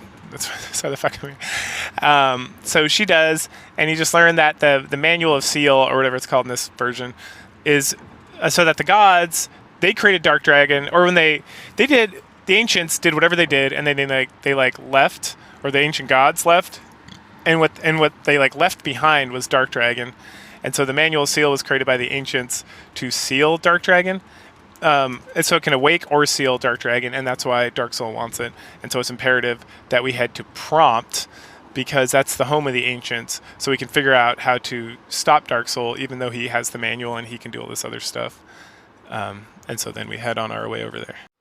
So in the Game Boy version, Prompt's a little different. We still show up, everyone's still like retarded, but then after we escape from the prison and listen to the king talking about reports and about the people at the tower, he's like, just kidding, we're all just fucking with you, we're actually super smart, everyone's like hyper intelligent and excellent. And then you go around the town, and instead of everyone being like derpy, they say really smart things and like have a lot of information about what needs to happen, what goes on. We also run into Kane again. That goes pretty much the same, where the change is, so the king sent 2 of his, he sent the priest and the mage lady to go stop Dark Soul, but then they get a lot of reports that their army was destroyed and that they're in a lot of trouble. And then the king knows about the 2 boys and how they're related and all this stuff, and he wants to protect Kane. And then Kane's like, you gotta send Comrade, send him. And so they send me. We go down, we kill, we meet the crew. Not much is different there. We talk to Dark Soul again. Kane shows up to like spoil Dark Soul from like killing Comrade at the time, and then the whole tower like collapses and we're able to escape. We also, at some point around here, have like a flashback, and Comrade like remembers everything. Remembers that is the mother of Kane. So Comrade's like an ancient, and he lived like the 5,000 years ago or whatever. And then they created Dark Dragon to like kill the humans or whatever, and then they like felt bad about it because it was like a fucked up thing to do. So then they sealed him up, and then they sent Comrade and Kane to the future, just in case, it seems. This, like, anyone ever like did anything so they could like reseal up the dragon using the power of light and darkness. And this woman called Mother keeps talking to you. I don't know if it's supposed to be like the spirit in the water. It kind of seems that way, but it's never explicitly mentioned, or like, I don't know.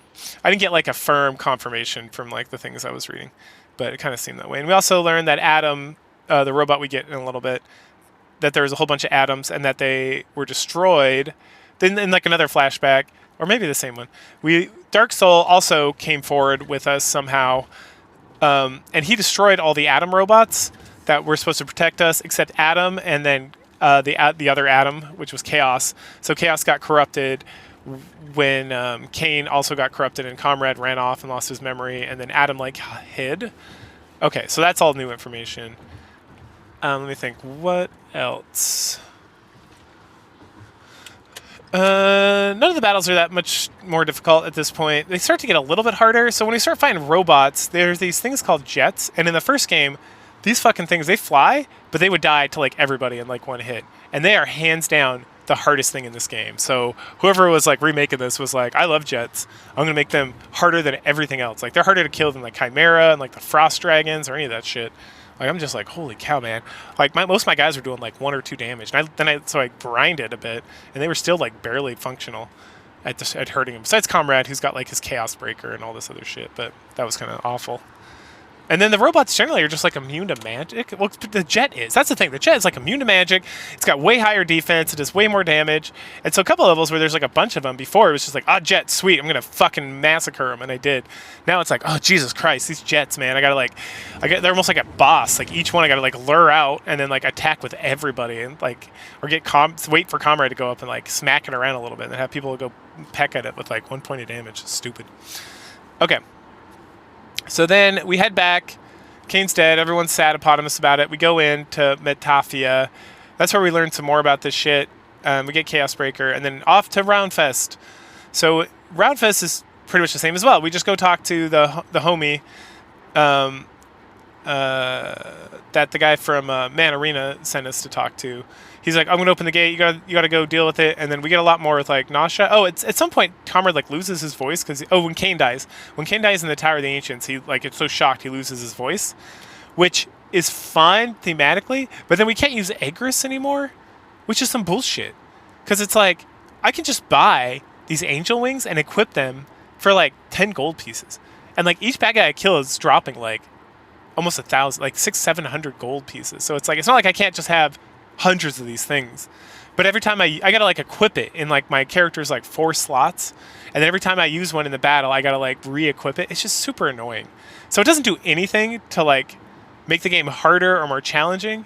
It just makes it so I can't use this one spell that is like very convenient. So for some reason I just don't get access to a convenient thing, and it's just annoying. Like there's nothing good or fun about it. It's super annoying. Because at some point I just wanted to like grind my characters up, right? Because some of them were level like 20 post promotion, and some of them were like level 7. So I was like, I need to get everybody up to like at least level like 15, which I did, except Blue, because Blue's kind of shit. But that's okay. I'm still riding. I just gave him some items that he can use that cast magic spells, so he can fly around and cast magic. Okay, so we get into that. Oh, we have a whole scene with Nasha talking about her dad and being sad, and then we go to fight the dad, and they go back and forth, and he's like, you're not my daughter anymore, and she's like, I'm sad I have to kill you, and then finally we beat him, and then they have like a sad reunion right before he dies, and the Dark Soul's taunting us, and then we lift the Castle of the Ancients up, and we head in. We fight Gollum again, and this time we just learn, this time very specifically the game's like, hey, there's 3 heads, but that middle head is the only one that has a soul, wink wink. It's like, okay, that's one I gotta kill. And then Gollum, just says some other bullshit to us. And that leaves us with the last 2 battles / 1 battle, since we can't leave and come back to that one. So we go and punch Dark Soul in the face real fucking hard. He's kind of intense, not gonna lie, but he pretty much just attacks the hero, and then I just have Nasha like kill him, and everyone else just kind of like pounds face on this guy. And then he mentions that he was turned when they created Dark. Then he gets like his back, so his dying monologue.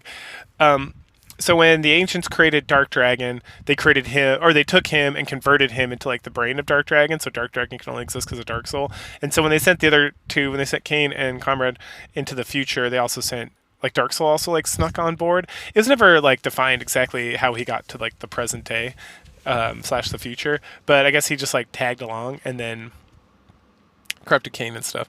And so in his last act of like defiance, it's one of those things where it's like, everything leading up to this story like makes less sense because it's like, oh, he needed to this key and he needs that and he needed that, and then it's like, well, I didn't really need that. I didn't really need a key. That's not that important. And then it's like all he needed is like the power of his own evil to like resurrect Dark Dragon, because literally he is just, it's like he's like the key that turns on the car. He just had to like show up and be like boom boom boom, and then Dark Dragon shows up. And so there you go, Dark Dragon. So we go immediately into that battle. And Dark Dragon's like, ooh, chaos, and I'm going to destroy the world and whatnot. And so we beat the shit out of him all through his head, just like before. And then he like resurrects. He's like, ah ha ha ha ha.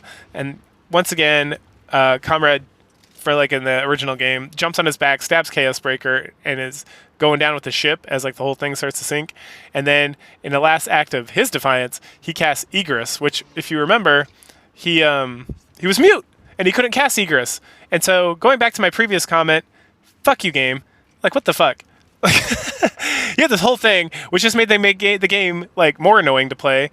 And shame on me, by the way, because I was looking through items to cast a spell for Tao, because she like ran out of MP, and I was like, does she have any items that can cast spells? Because there are a lot of items that will cast spells and then break after a few uses. And she has a fucking ring that casts Egress, and I was like, Lord Christ, give me strength.